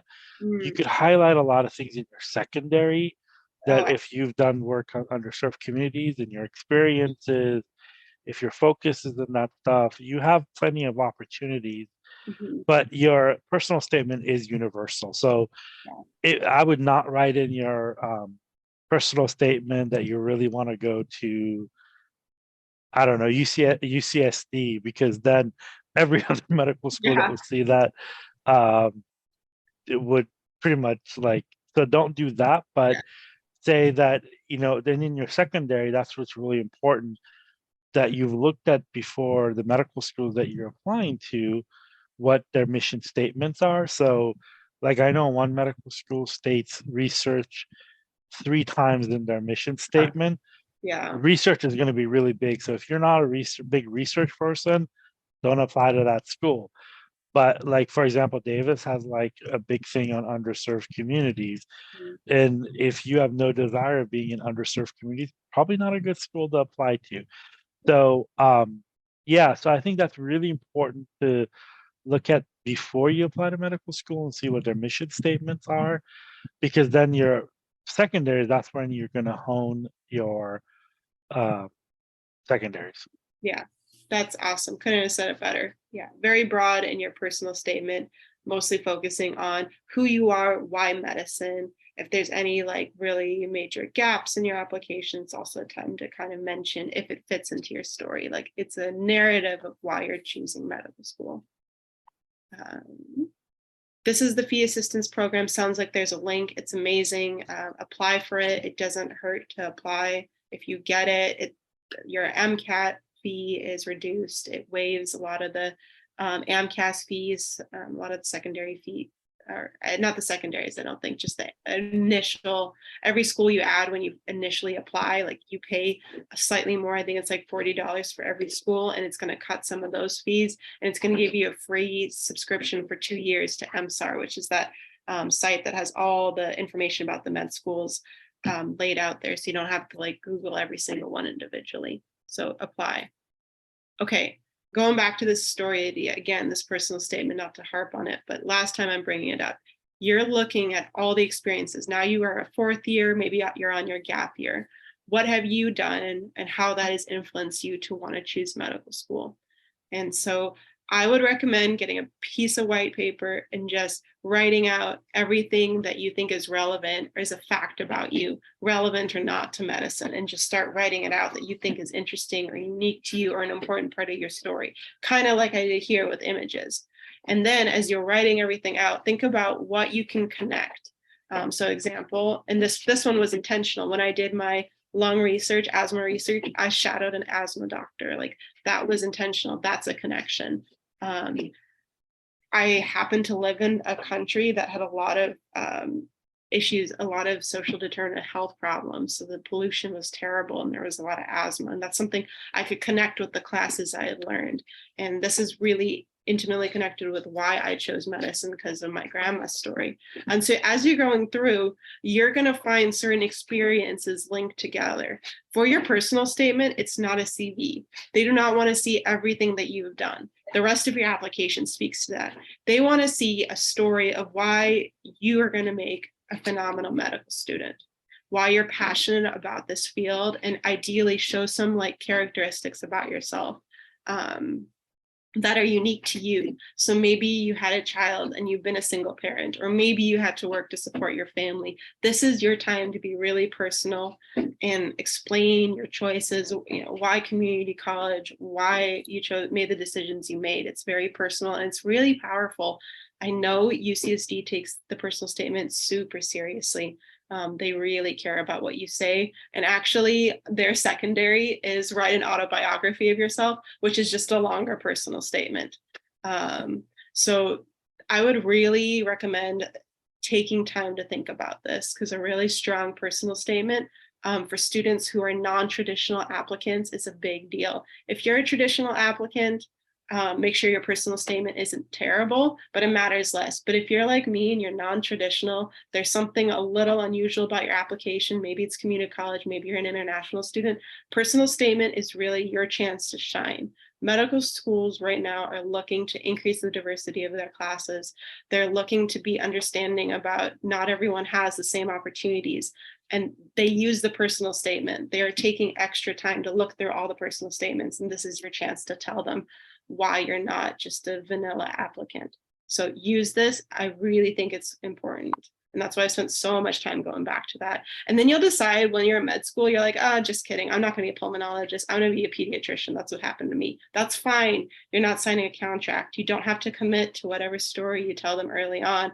I mean, ideally, hopefully you don't drop out of med school because you decide medicine's not for you, but your path may change, and that's totally fine and expected.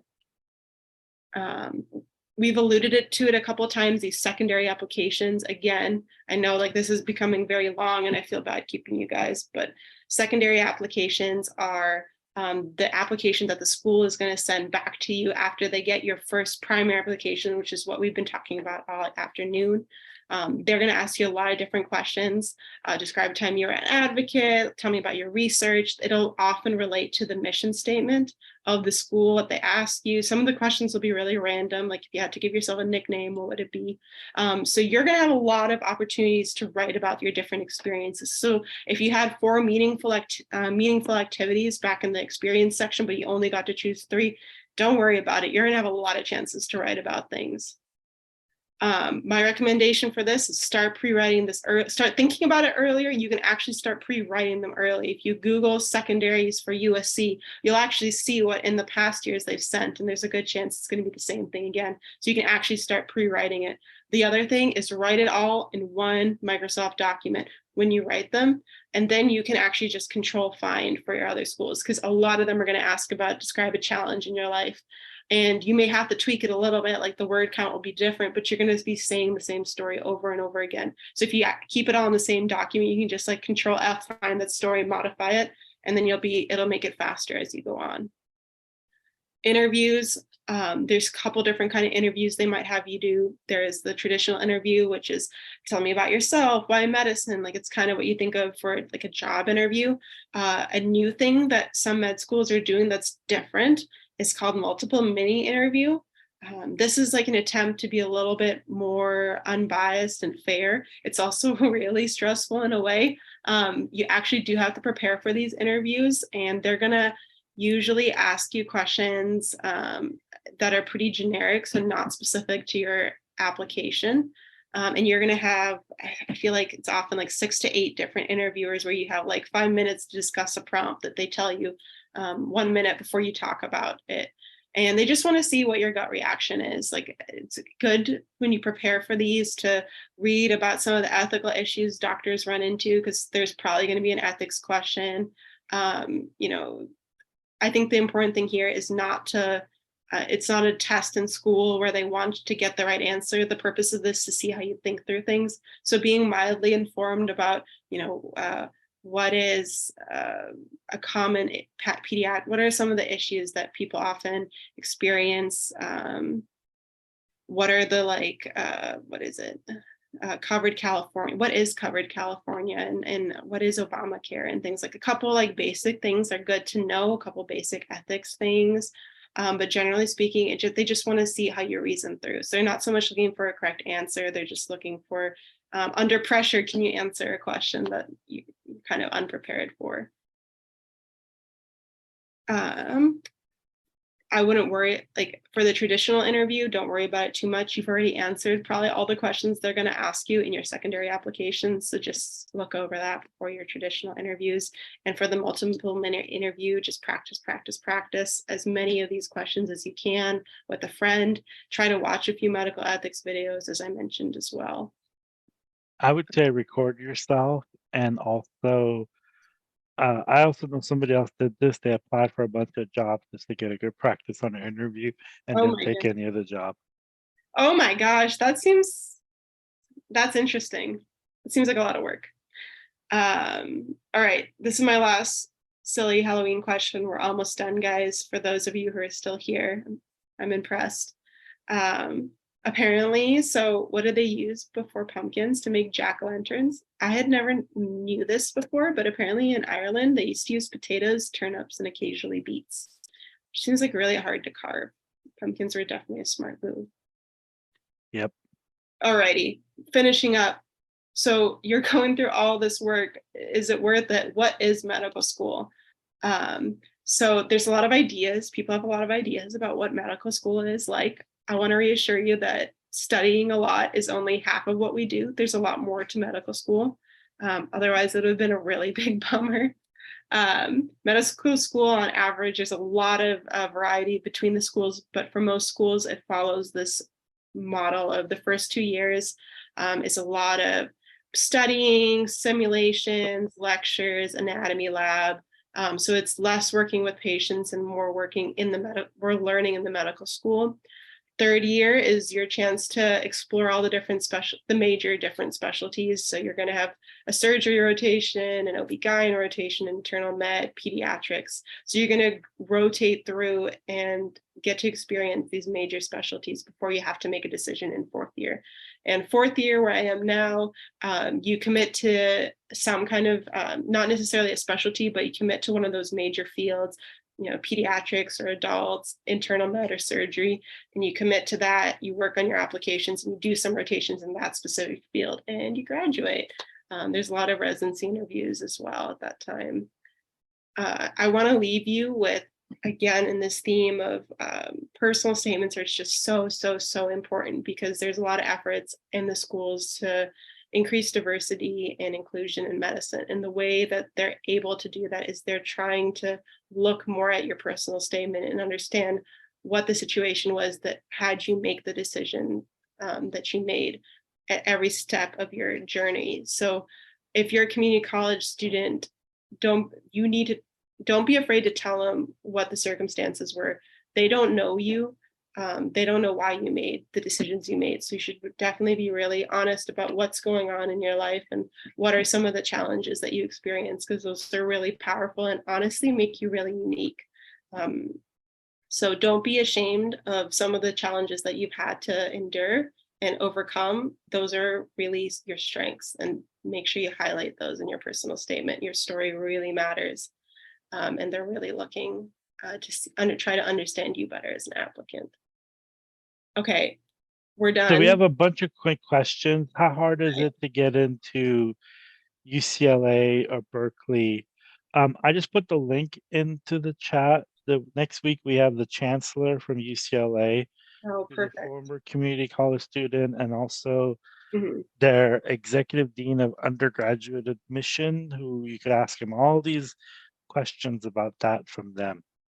How did you get into? I tell you how Alexandra got into Berkeley. She had excellent grades and worked hard.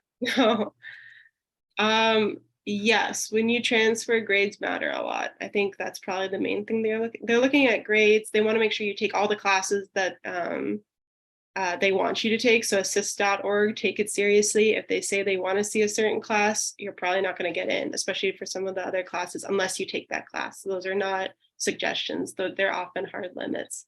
And I was very fortunate to be able to find a research opportunity in community college, which I think helped a lot. And the way I found that was by making friends with my professors. So while you're in community college, your professors are often these really amazing people who are there for you, who want to teach and really enjoy their job. So take advantage, learn from them, talk to them, go to office hours, ask them for, if it's a subject that you're really interested in, ask them for ways that you can get involved and learn more. They're often really excited to help you out. And that's what their job is, and that's what they're there for. And that's a lot of the reason they're in the field that they're in, and they're passionate about it. So take advantage of meeting those people and really networking with them. And it may not be research, you may be involved in something else, some community experience, but I think having one or two really important experiences that you can write about are really helpful for transferring, not just med school. Yeah, one of my friends who got into med school, his professor, chemistry professor, was a raft guide, and they would take underserved kids rafting, and he did that all like 5 years of undergrad. And he wrote him like one of the best recommendation letters. It was basically for 5 years they would take kids that have never been to the river rafting. So yeah, so get to know your professors. Is Yeah. it true you could major in anything for med school? Yes. That was a fast one. Should you volunteer during your first 2 years specifically, or we can start whenever you want? You can start whenever.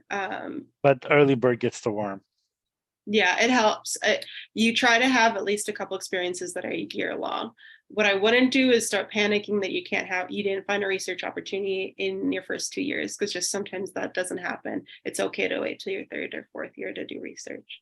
Yeah, there's a lot of things now that a lot of things have opened up again. You could shadow and you could volunteer in hospitals. You could do hospice care. I think the people that do hospice care are like the most wonderful people.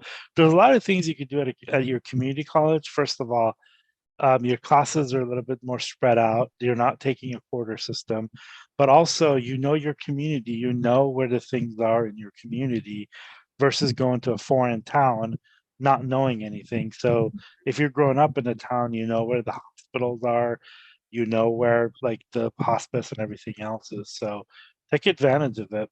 Yeah. Do medical school compare medical and non-medical volunteering? Um, I'm not sure what you mean by compare. You should definitely have something medical, as I keep saying, whether that's a job or a volunteer experience. But other than that, if you're a person who has a lot of medical volunteering versus a person with one or two medical volunteering and a lot of non-medical volunteering, I don't think that there's a strong advantage to be one or the other, as long as somewhere you have some medical. As long as you can show commitment to your volunteer experiences with your time, at least a year is ideal, and you could write about it, you're in good shape and it's ethical. Is research absolutely necessary? I think we've answered that. It's We talked about that one. necessary. How can you find it? We put a bunch of links for talks that we've had about finding research at summer programs, uh, a bunch of stuff. So look at those. We put Summer that in the chat. programs, get to know your professors, cold email. Can expect from the time in community college, or can your extracurricular activities be from our time in community college, or should it be after we transfer? No, the moment you graduate high school and you start college, that's where it counts. Yeah.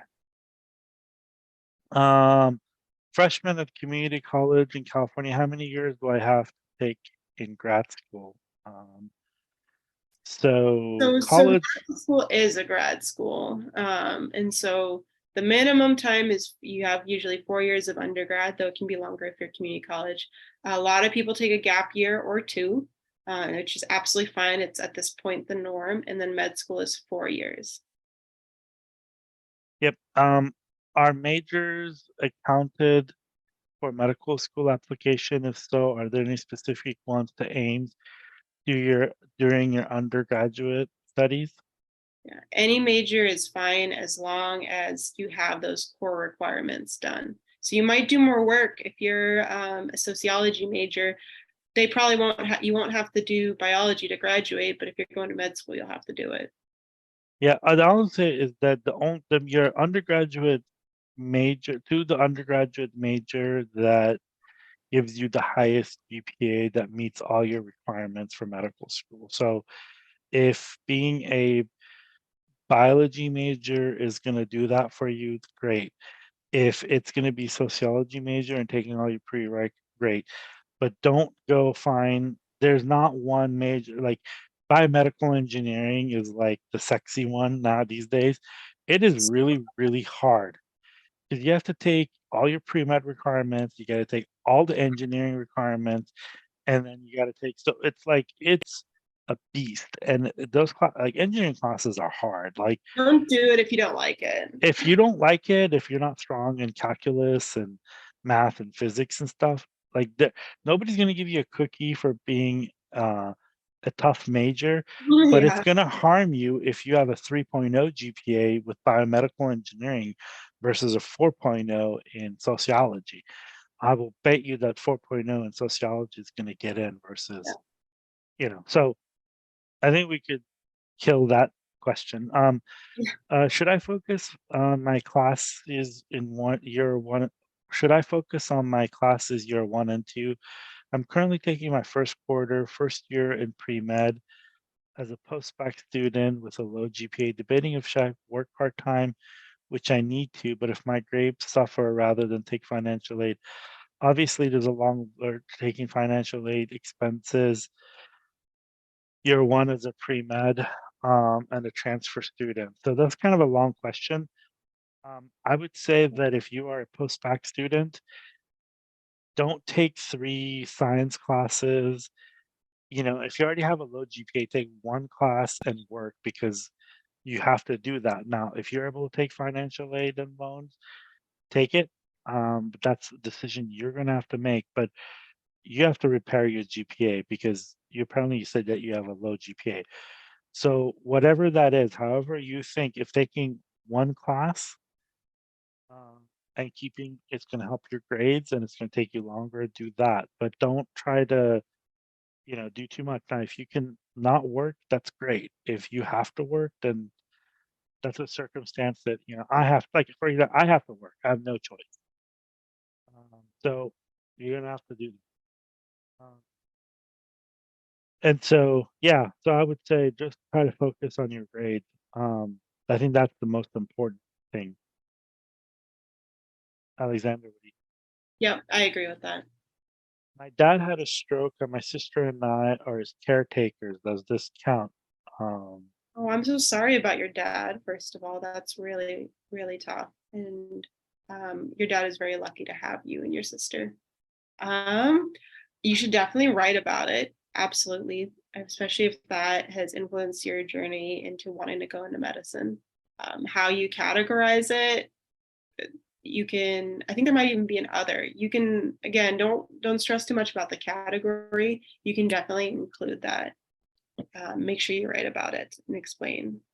But I think that's a really powerful example, and I'm really sorry that you're going through that. yeah, that happened to my dad when I was in high school, and it had consequences on our family. So I would definitely talk about that. I think that's part of your story in your life. And also, there's a disadvantage statement that you could make that you were a primary caregiver for your father. So yeah, I would definitely do that. Does that count as clinical experience unless you're like a licensed medical assistant Yeah, or something like that? But I would say that story of itself and navigating the healthcare system, that's like a pretty big it's a very powerful thing story. and gives you a really good understanding of what you're going into. But I would say probably I would say also if you're dealing with a lot of doctors and things, you could probably try to get some shadowing out of that as Yeah. well and interacting with them.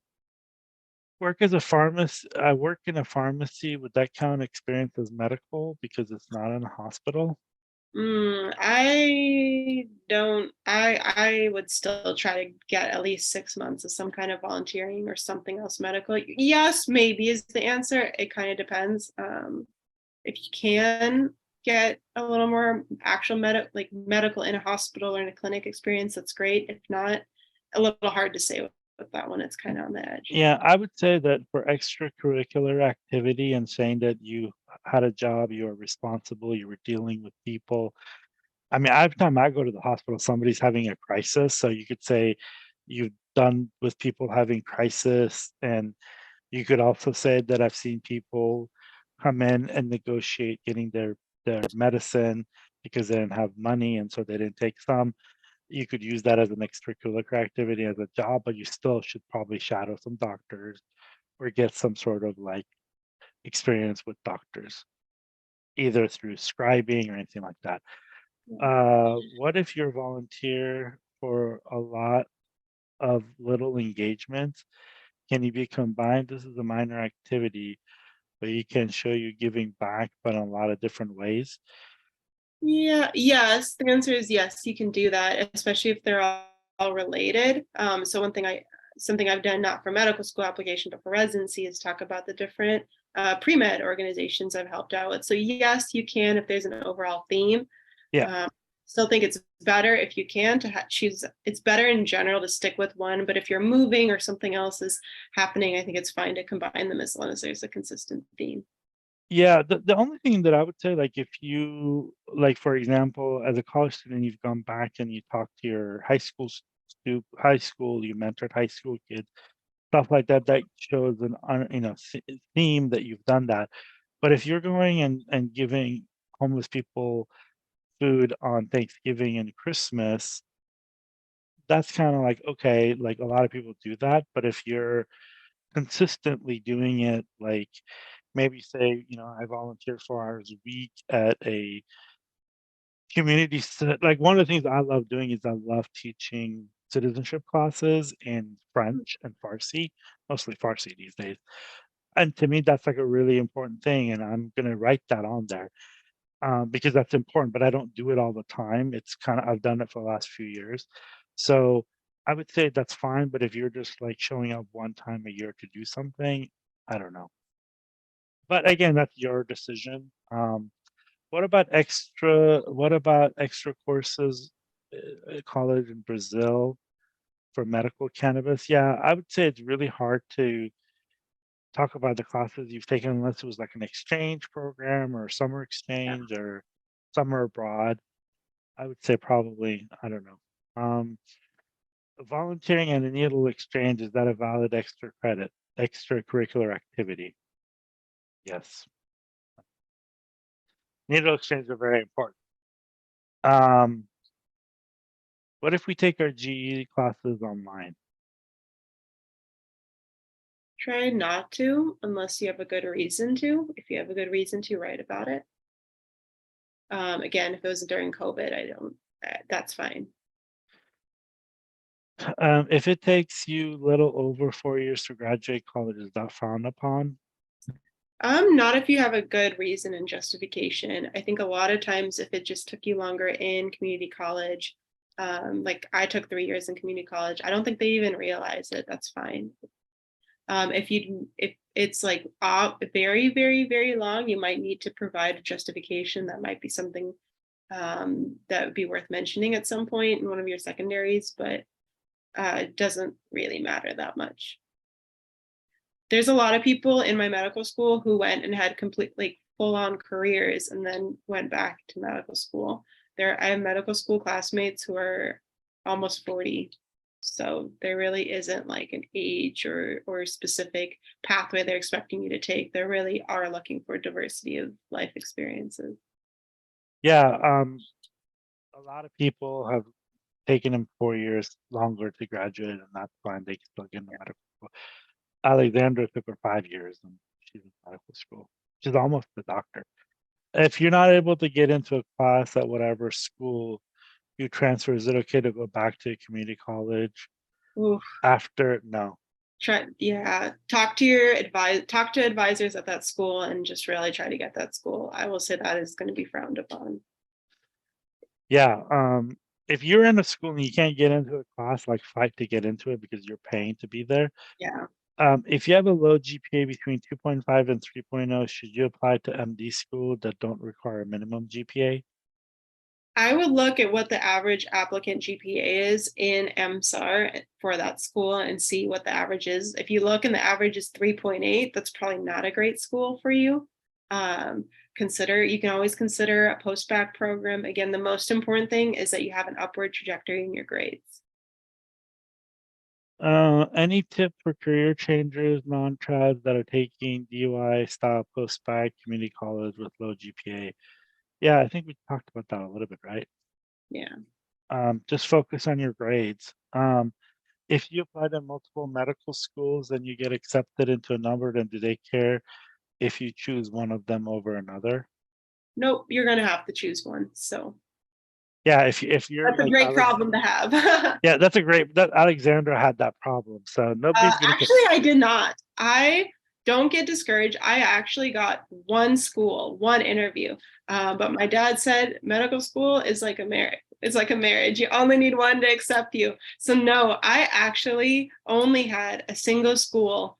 I wrote a lot of secondaries, but only one interview, and I was really lucky to get it. So med school is really bizarre. Sometimes good applicants don't get a lot. It's so incredibly competitive. So So don't get. I would say this thing though is that every school knows where you've been accepted to. So don't email them or call them and say, I didn't get into anywhere and I really want to go to your school. They will know what school you've been offered. They have in this queue, they could see everything. So don't do that. And no, they're okay with rejection. I look at it this way: if they reject all these people, you could reject them too. So Yeah. yeah, nobody's gonna care. It's not gonna come back and haunt you. I also know like somebody I know that they got into two medical schools and it came down to money, and they basically said, "Look, I got into this place and this place, and I need a little bit more help." And so this other school upped their scholarship. So Yeah. that's a good problem to have. Is Yeah. it true that students get a withdrawn a science class the student need to explain why as a way to justify W? If you only have a couple of W's, I wouldn't worry about it. If you have a lot of W's, then you might need to justify it. Yeah, no, absolutely. Yeah. Other thing too is if you there's also excuse withdrawal. So let's say you're going to school, and I know this happened with COVID. Um, if you got COVID and you have to drop out, like get a medical withdrawal or excuse withdrawal, because that's available to you. So by all means, like use that. But yeah, I think it does affect you for transferring, but if it's excused, then you're okay. Can PIQs be too personal? I don't know what PIQs are. You know? Yeah, I don't know what those are. As long as I don't know what that is, but as long as you're, um, as long as as long as you're appropriate and professional, then it's fine to be personal for any of What? us. Yeah. What's your opinion on post-bac or master's program? Yeah, if you have a low GPA and you can afford those programs, they're a great option. They are expensive. I've definitely have classmates who struggled with their GPA and got into UCSD after doing a master's or post-bac. So it shows commitment. It's a great alternative. It is a lot of money, and so it is a commitment. Yeah, the other problem too is that those programs you can't get subsidized loans and financial aid, Oh, interesting. so you got to pay out of your pocket. So that's why I've talked to a couple of pre-meds that like their second year of college, like, oh, I'm just going to do a post-bac. I'm like, you know how expensive those things are. Um, so our formal post-bac community college programs, formal versus DUI community college. Um, I would say that I don't think there's any post-bac community college programs yet. A DUI style community college, it's fine. I don't, yeah, I don't, you could answer that.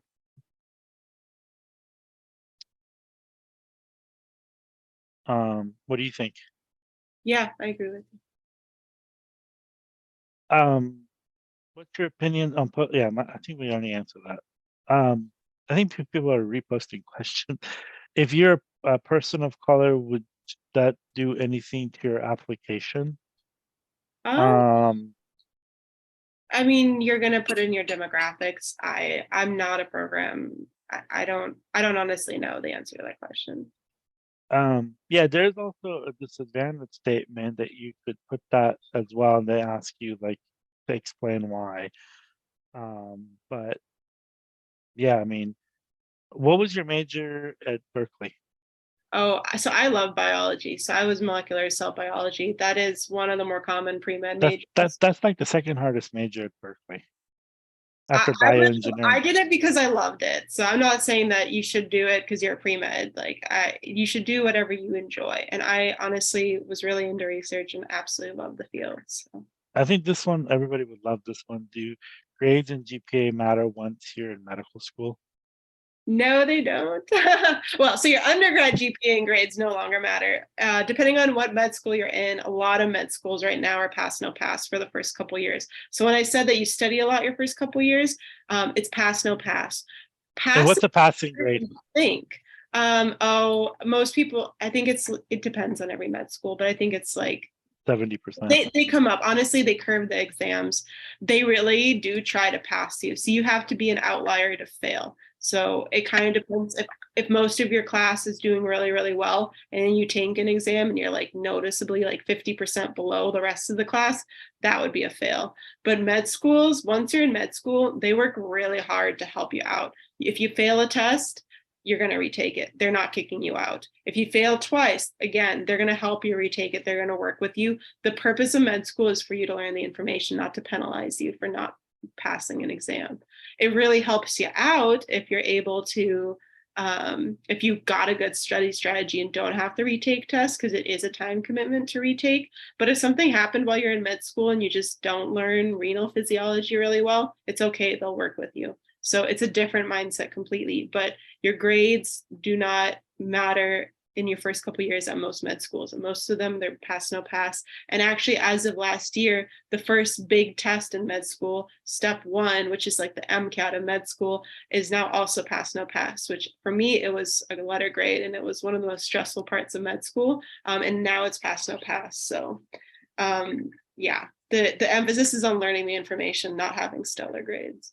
Yeah, your first 2 years are pass, no pass, and I think 70% is a passing grade. Your third and fourth year, it's honors, and that's really important for your residency. Yeah. So if you're not strong in one area that you want to go into, that's fine. But Yeah. Well, in your third and fourth years, they have an honors, near honors pass system, and that's different because it's a mix of the tests you take in third year and your clinical performance. So, and actually, your test matters a lot less than what people say about you. So, again, it's a very different mindset. It really does help to be like the reason they care about your GPA is med school is hard. It's really fun if you like the field, but you are learning an incredible volume of information, and they expect you to be good at learning. That they're not choosing these crazy high GPAs to be mean. It actually, like, there's just an insane amount of information you need to know when a patient shows up to you and they can't breathe. You have to have all the differentials ready to go, and it just takes a lot of study skills to be able to learn everything. So it's all honestly preparing you for med school when you have to think fast on your feet and you have to know a lot of information and learn it really quickly. yeah, so there's a book by Malcolm Gladwell. It's called, what is it called? It basically talks about you need to master something, you need to spend 10,000 hours. That's why college education is 4 years, because they count it how much studying and class time and tests you take. So the whole point of all of the stuff is that once you get into medical school, you should know how to study well, you should know how to take tests, because all that information, and this is a question for you as well, but so you need to be able to study, take tests, because your first 2 years is a lot of book stuff. Your third and fourth year, you actually like have responsibility in people's lives. And when you're done with medical school, you have a lot of responsibility for people's lives. So if you screw up, somebody dies. So, it's not to put a pressure on anybody, but it is, I don't know. I work in the ER, and I'm a tech and I'm not a doctor, and I'm still like stressed out a lot for people that come in and die. And I don't like, I have responsibilities, but I'm not a doctor. And so, you know, so so all of this other stuff on top of like making differential diagnosis and exams and making sure, so you like, it's stressful. So you got to be able to study. What is the hardest part of medical school, especially at UCSD? Interesting question. Well, step 1, the first big exam at the end of your 2 years, it's like a cumulative exam of those 2 years. I think for me was the hardest. Like I said, now it's pass, no pass. So I think third year would be the hardest. It's the hardest year in med school because you are 100% in the clinic and in the hospital. So you're showing up at really early. You're getting a sense of what the rest of your life is going to feel like. So you're showing up early. If you're on certain specialties that are really early, like surgery, you're showing up at 4 or 5 in the morning to get ready. If you're on a internal med, your hours are super long as well. But in addition to that, you're also studying and taking tests. That is hands down the hardest year of med school because you're kind of pushed to the limit. They want you to experience what it's like to work as a clinician, what your hours are going to be like. And some of those rotations are really intense. And then some are in clinic. They're not bad. Those are like 9 to 5 hours, but you're also studying for tests. So that year is definitely the most challenging. After that year, I'm now in fourth year. It is so much better. You no longer have tests. You're just doing the electives and rotations that you're interested in. So it gets really fun. But third year is, for a lot of people looking back, they say it's like the best year of med school because you meet the most people. You literally get to try everything. You may never go into an OR again in your life, but you got to do it for a couple months in your third year. So it's a great year, but it is definitely the hardest. Do you have to have done research to apply to UCSD Medical School? UCSD specifically, The research.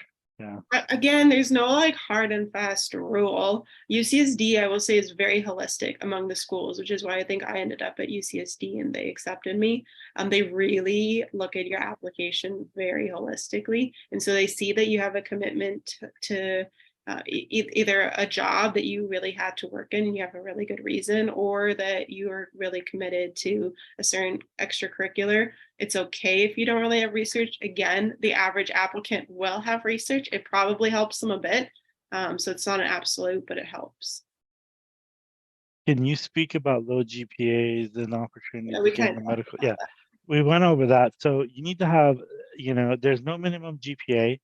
So there's no minimum GPA. You need to have good grades. If you have a low GPA now, you can't change the past. You can only change today and the future. And so take your classes, don't take too many classes, increase your GPA one day at a time.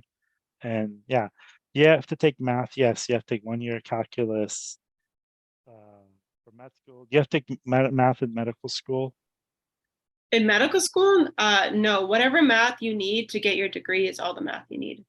There is in medical school a little bit of statistics because everyone learns how to read clinical like research papers, and so there's a little bit of statistics that I guess is kind of mathy, but that's it.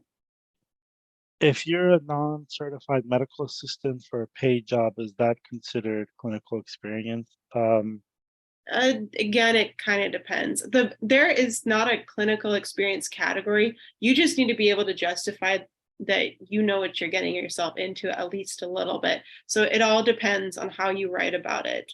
I think the main thing, my main point with the clinical experience is just make sure you're not an applicant who has literally never seen a patient, never been in a hospital. They really want to see that you know at least a little bit what you're getting yourself into. And that can be as simple as shadowing a little bit, volunteering for 6 months, just something to justify. So again, Yeah, it's going to depend. yeah. In terms of the certified medical assistant, I'm not sure where you are. I know there's like rules and stuff, so I don't know about that. But if you're getting paid to do a job, that means that somebody trusts you to pay you to show up to do work. They trust you to do the job, to show up on time, follow rules and policies and stuff. So those are all really important things. And I would definitely put that in your, as an experience. You volunteer at a hospital once a month. Is that considered bad? I don't know. Depends on how long you do it. Um, Yeah, I would say if you want to be a doctor and, you know, I would say, why would you want to go once a month? Try to go every week. Try to be consistent. I could tell you that I work in the ER and the people that I know their faces more often, and I think that they're kind people and they're helpful. Like obviously they can't do a lot, but if you show up and there's a saying that if you show up some more time and you show up more consistently. I know as a tech, when I see a volunteer that shows up every week at my shift, that I see them when I'm there, that they're a kind person, they want to be involved, they're engaged, they want to learn, then I'm more likely to, if there's a cool procedure going on, I will let them see it. If I know there's a cool case in the operating room, I take him up there and let them go in there and shadow and introduce them to the doctor. But if I see you like, once a month, it's like, well, I don't know who this person is. So kind of look at it that way. If you're only showing up once a month for 4 hours, like what are you getting out of it? Is it just like a checkbox? But if you're showing up consistently, people know you and they're like, oh yeah, this person showed up and they're kind of nice. And when we ask them to like volunteers, like for me, volunteers, like they can't do a lot, but they're really helpful to staff. For example, like if we have an equipment that's gone to the OR and we want it back, if there's a volunteer there to go get it for us, that makes my job a lot easier because then I could see patients and I could do other things that I have to do part of my job. And that's a really helpful thing. Or if a patient needs a blanket, go give them a blanket, or that helps the staff and then we get to know you and then we appreciate that by doing those things for you. Is there okay to take a different sequence from before transferring? For example, Chem 1 at school and a second at another. So I went to two different community colleges just because of moving. Uh, Honestly, if your transfer school is okay with it, it's probably fine. It's hard to say exactly.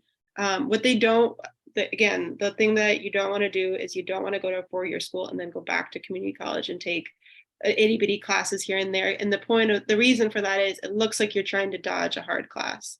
One kind of when you're in community college, it depends. If it's just one single class that you're taking another community college, it might look a little bit suspicious. Like, was this community college class really hard and you're trying to dodge it? So it's a little strange. It might get asked about in your interview, but I wouldn't worry about it too much.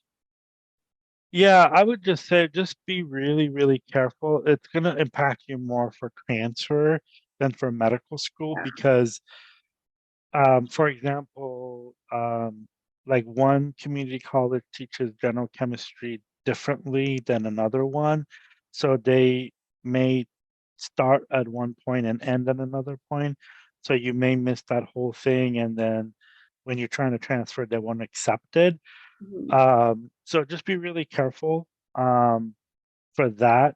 They're broken up very differently. And then also just have a good like I know I have a friend who was transferring and had there was an issue in the transfer. Just make sure that you research that and you know why you did it and not like,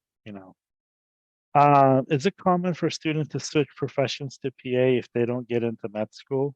Um, I don't know much about the PA system, but I will yeah. say it's actually more competitive than med school because there's uh, fewer PA schools, and they want slightly different things. Like there, they really want to see clinical experience more so than med school. Med school would be more okay with research, more research and less clinical. So it depends. I don't know how common it is. I can't speak to that, and I will say it's kind of it's a completely different application. They're looking for different things, so hard to say. Yeah, I don't know either. So we're doing something for PA next spring, I think. Uh, Cool. so just be on the lookout and find out. But like, yeah, people ask us questions about, I don't know, but we're doing something for that, but I'm not an expert. I want to become an esthetician. What is that? Isn't that like Isn't that makeup? I don't know exactly. Yeah, it's like estheticians like skincare and stuff. Got it. Doing that during my break here, and if it takes me 6 months, I mean, if that's gonna make you happy, and Do it. go for it. There's no timeline that you have. There's no specific timeline you have to follow to get into med Yeah. school. A lot of Uh, people have careers before they apply to med school. if you don't match for residency after med school, can you try again to match somewhere? Yeah, that's definitely thinking very far ahead. The answer is yes. It's not. Depending on what school you go to, it's easier to match. So if you're in the U.S., if you're in a U.S. school, and that's something to think about when you're applying to schools, U.S. schools, it's going to be much easier to match. So if you want to go into something super competitive, plastic surgery, dermatology, it's really important to try to aim for those U.S. schools because of that. If you want to do something like me, like pediatrics or general medicine, those are generally easier to get into, and you can do some of the more there's some international or like Caribbean medical schools that um, you can go to those and it's easier. It's just the match. Most people do match, especially if you're in the US. When you're applying internationally, it can get a little complicated, but you can absolutely apply again, and people do all the time. It's much easier once you're in med school. It's much easier to match. The bottleneck is getting into med school. Once you're into med school, it honestly the vast majority of people do match, while only like less than 50% of people who apply to med school get in. So it's a lot less stress. Yeah, if you're at a US medical school, and if you don't match, there's a scramble, there's a lot of things, but that part of it is really low. And every medical school that you apply actually has data posted for their match rate and where people have matched. So you may not match, you could scramble and you still will have an internship. So that's perfectly fine. This is kind of a long one, but it's about learning disabilities. And that's fine. There's a lot of people that have had dyslexia, ADHD. I have actually a friend of mine who's now an orthopedic resident. He's dyslexic.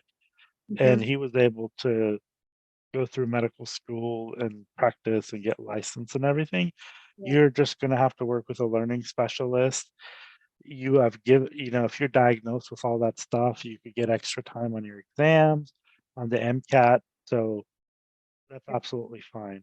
I've definitely known a number of people in my class with learning disabilities, super smart. School tries to work with you and help you out. So I wouldn't worry about that. In terms of, I think in the beginning you were asking about having a few W's. Again, your personal statement is a chance to address some of that stuff. And there's going to be a time in the secondary also to address that. So I wouldn't worry about it. The most important thing is an upward trajectory in your grades. Having some W's in the beginning, as long as you talk about why, is fine. Yeah, so I'm not, and I'll share this as well. I actually learned much older that I'm dyslexic, and I got tested for it, and I get extra time, and and it's fine. Like, so don't worry about it. How was your interview for UCSD School of Medicine? Was it hard? So they do use that multiple mini interview at UCSD. So they take you down to their sim center, which is a whole bunch of like little simulated office, medical offices. I think there's 8 interviewers, and you have 5 minutes of each interview. So they read a prompt. They give you 1 minute to read the prompt, and they're all over the board. Like, what are 5 adjectives to describe you? Or um, yeah, this patient who has Down syndrome and is 16 and a minor is pregnant and wants to keep the baby, but the parents don't. And you so ethical stuff, like they'll be random. And they just want to see what your gut reaction. So in some ways it's hard because it's very stressful, but it's also a really good simulation of real life when you have a patient coming into the emergency department and they're coding and you have to think fast on your feet. So hard, yes, but it's hard for everyone. And they're not comparing you to some hypothetical person who can answer everything perfectly. They're comparing you to people just like you who are also under stress. So they're not expecting to have perfectly eloquent answers to things. They just want to make sure you're reasonably nice and not a horrible person. So the bar So is low. this is one of the things I will tell you. Um, a lot of medical schools now are using people in the community to do the MMIs. They're also using people to be on the admission committee from the community. So don't show up to your interview and say, "Well, you're not a doctor. Why are you interviewing me?" That's like a big no. Or I use a lot of staff. Doctors are busy people. They're not going to do MMI stuff. So don't do that at your MMI. Um, Interviews are stressful because you're at a heightened emotion. You've got endorphins and all of these things going through. And I think you just need to find a pace and practice. Practice with your friends, practice in front of your iPhone, record yourself talking. And a lot of these ethical questions, there's no right answer. There is the best answer and how you come to that decision. So, yeah, and it is stressful. I mean, absolutely, it's stressful.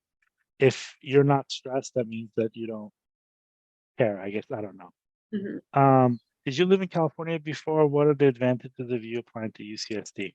Um, So I think it's cheaper for one. You pay less if you're a California resident because or UCSD is a California like state school. If there's, I don't know if there's like an actual like advantage in terms of whether or not you're going to be accepted. I know for undergrad that's often the case. Med school, it's a little less clear. I will say there's a lot of people in my class who came from out of state. I think it's probably more, it's a lot more common to be in state California. That could be a reflection of who's applying. I think a lot more Californians want to stay in California and apply to UCSD. I will say, I think as a community college student, the UC schools are the most comfortable with community college system, and they're strong advocates for getting or giving students from community college a chance. So you're probably going to have better luck with the UC schools. So if you're a community college student, would strongly recommend, especially if you went to California Community College, applying to all the UCs because they're going to be your best bet. I think opinions are changing, and this has become starting to change nationwide.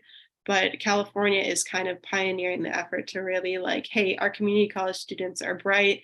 They can handle this. Look, we've had so many like great success stories. And so they're going to be the easiest to get into from a community college standpoint if you're a community college student. So I would definitely, I almost didn't fill out the secondary to UCSD because it was actually an autobiography. And I think it was like 4 pages long. It was a very hard secondary to write.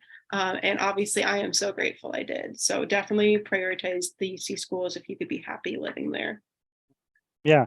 The only thing I would add for both undergrad and medical school, the state pays for you to go to these institutions. So it's medical student, it's $227,000 that the state puts in your education. So the legislators will come down on the school if they don't have a lot of California students in there. So I would say that you're at an advantage, but also I think for each California seat, UC and non-UC, there's like 51 applicants now. So it's a lot of people that want to come to California. So it's Yeah. going to be challenging. How do you prepare yourself when you transfer to a 4-year from a CC? Yeah, that's a really good question. And I will say, unfortunately, there's a lot of pressure. Like what schools want, the way to justify that your community college experience was really a good educational experience and you learned a lot was for there not to be a big grade drop when you start community college. So if they see that, oh, you're a 4.0 student at community college and suddenly you dip down to a 3, oh, was your community college just really easy? Would be the question they'll ask. And again, the upward trajectory counts for this too. If you do dip, try to like recover. You might have to do a post back. We'll see, kind of depends on how the grade trajectory goes from there. But to the best of your ability, really try, especially that first semester quarter, to keep your grades up. Things you can do to prepare for that. Get in the right mind space. Don't transfer when you're not ready.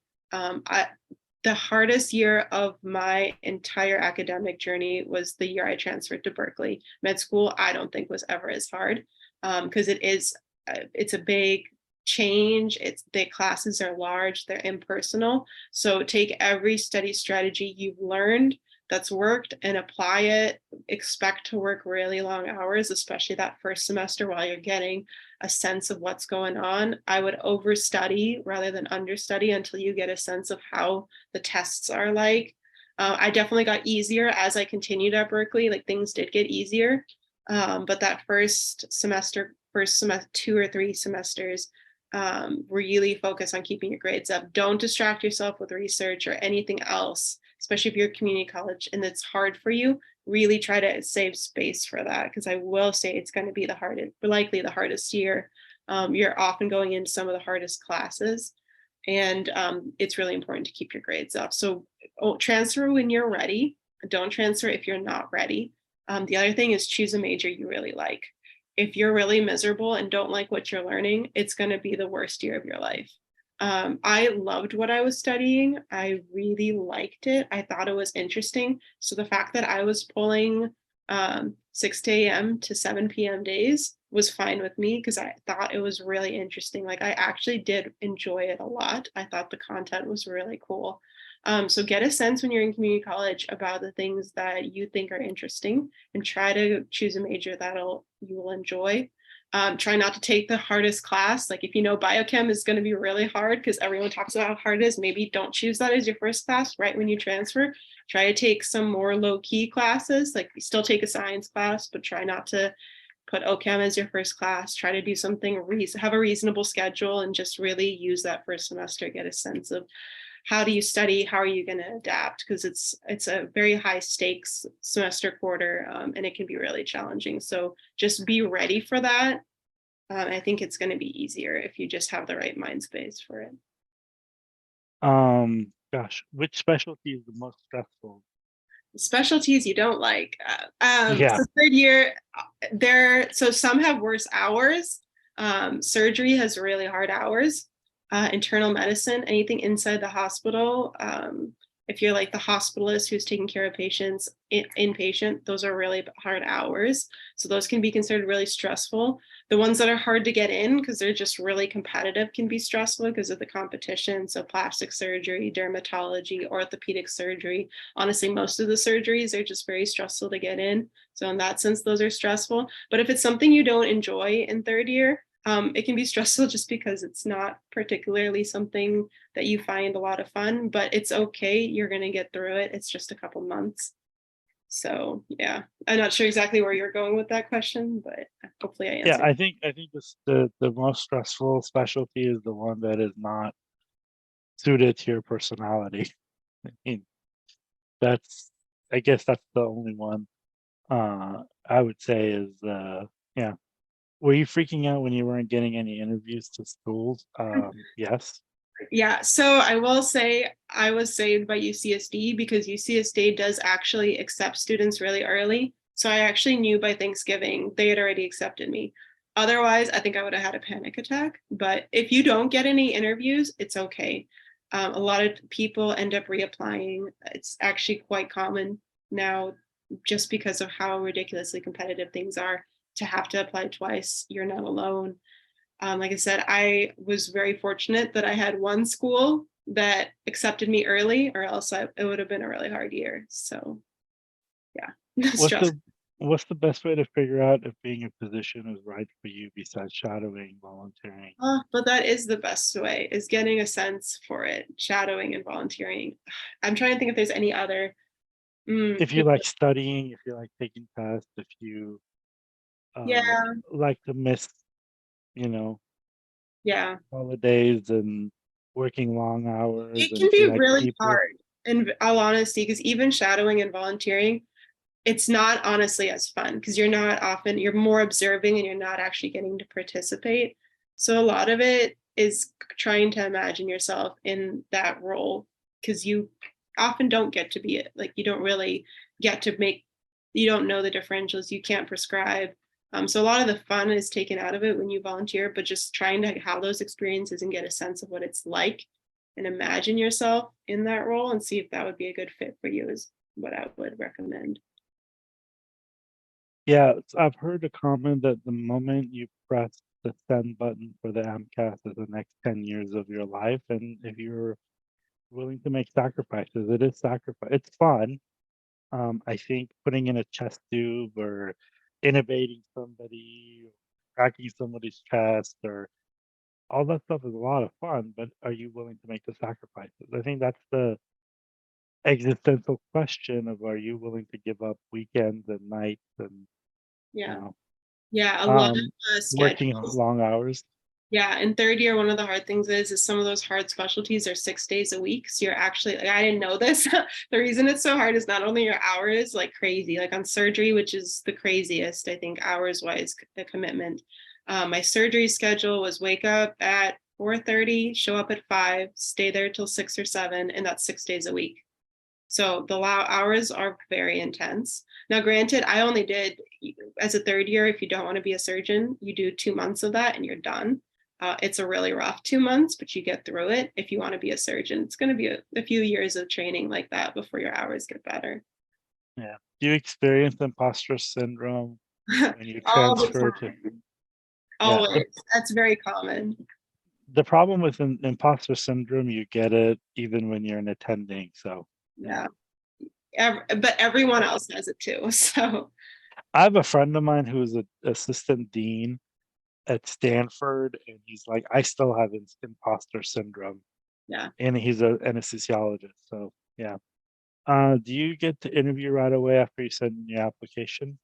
No, they can take a while to trickle in. It can be sometimes like months. So Yeah, some schools are fast, some schools are yeah. slow, some schools take their time, some schools, everything is different. International students getting accepted to the medical school, uh, what does it take? Um, I'm not an expert on this. I will say it is possible. It's very expensive. International schools tend to be a lot cheaper. Like in Europe, medical school is so much cheaper. What I will say along these lines, which is not exactly what you asked, but if you're someone who's in the US and wants to practice in the US, do the best you can to not apply to medical school outside of the US, just because it's a lot harder to get back in. I think it's easier for an international student to get into med school in the US than for a US student to do med school abroad and then try to get back. Just when you do residencies, you're going to be disadvantaged compared to all the other med school applicants who were in the US. And a lot of that is like money. They don't want US medical students going and saving a lot of money in Europe. So the system does really like want you to stay within it. Is it okay to transfer to a university as a non-matriculated student, non-degree, because you already have an undergrad, to take upper division classes? That's actually called open enrollment, and yes, you could do that. Some schools call it open enrollment, but yeah, there's people that have done that, and it's fine. You just pay a higher fee. And I know that it's mostly at the UCs. I know some community colleges have linkage programs with certain universities, and so yeah, but I would definitely check it out. Like I know like Santa Rosa has it with Berkeley and Sonoma State. I know OCC has it with Fullerton State. So yeah, just I don't know where you're located. So, but I know a lot of schools have it. Do you know about medical school? Is process similar to dental school? We I don't know. Um, I know that we're gonna have the UCSF School of Dentistry doing a talk in the spring, so come to that, but I have no idea. I'm actually afraid of dentists and going to the dentist. I take a Valium when I go, so, um, yeah, so I don't have any other questions. Do you have anything else to add? um, We've kept you longer than we were supposed to, so oh, not a problem. If anyone wants to contact me, write to PreMedCC and specify that. I hope you don't mind Jobin being the no, that's fine. intermediary, and specify that you want to talk to me. I just don't want to give my information out for YouTube because that could lead to a lot of unnecessary spamming. But please write to PreMedCC. I've definitely helped students out before. I'm happy to write emails back. I will say sometimes there's a bit of a delay. If I don't get back to you in a week, it's not because I don't want to, it's just because I forgot and got a lot of emails. So please write again. Like I said, I'm always happy to talk. I've even had like Zoom calls with students who have listened to this talk and want to ask questions more specific to their situation. So always happy to talk. I had a lot of help. You can't get into med school just on your own. You really need help I needed a lot of help along the way. So I'm always happy to give any advice or whatever that could be helpful. Yeah, I put our email in the chat for everyone, and then yeah, and if you have any questions, we could forward it to them.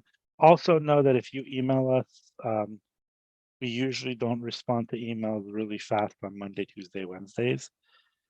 I personally check that email 1 day a week, and it's usually Sundays, but I know other people in our group check them. So if we're in the middle of midterms and stuff, we don't check it every day. So, but we will get Oh, you in touch with it. sorry, I didn't see. So there is one more question, and I don't mind sharing. Honestly, it's about what my GPA and MCAT was. In all honesty, I don't remember the numeric score for my MCAT. I can tell you that my GPA was very strong and my MCAT was kind of meh. That's why I will not do an MCAT study course because I would say I'm not a good example of. I took my MCAT like 2 weeks before finals and it was a disaster. But my GPA was good. It was like 3.940. But my MCAT was like, I remember so there's different sections and you get a different score for each section. So there's like a biology, life sciences section, a physics section, a psych sociology section, and a critical analysis and reading section. The critical analysis section, I remember I got I think 71st percentile, which I think the minimum is 70th percentile. So it was a train wreck. Honestly, I just barely passed by 1 point. I'm not good at that stuff. And then the other sections really varied because my major was biology.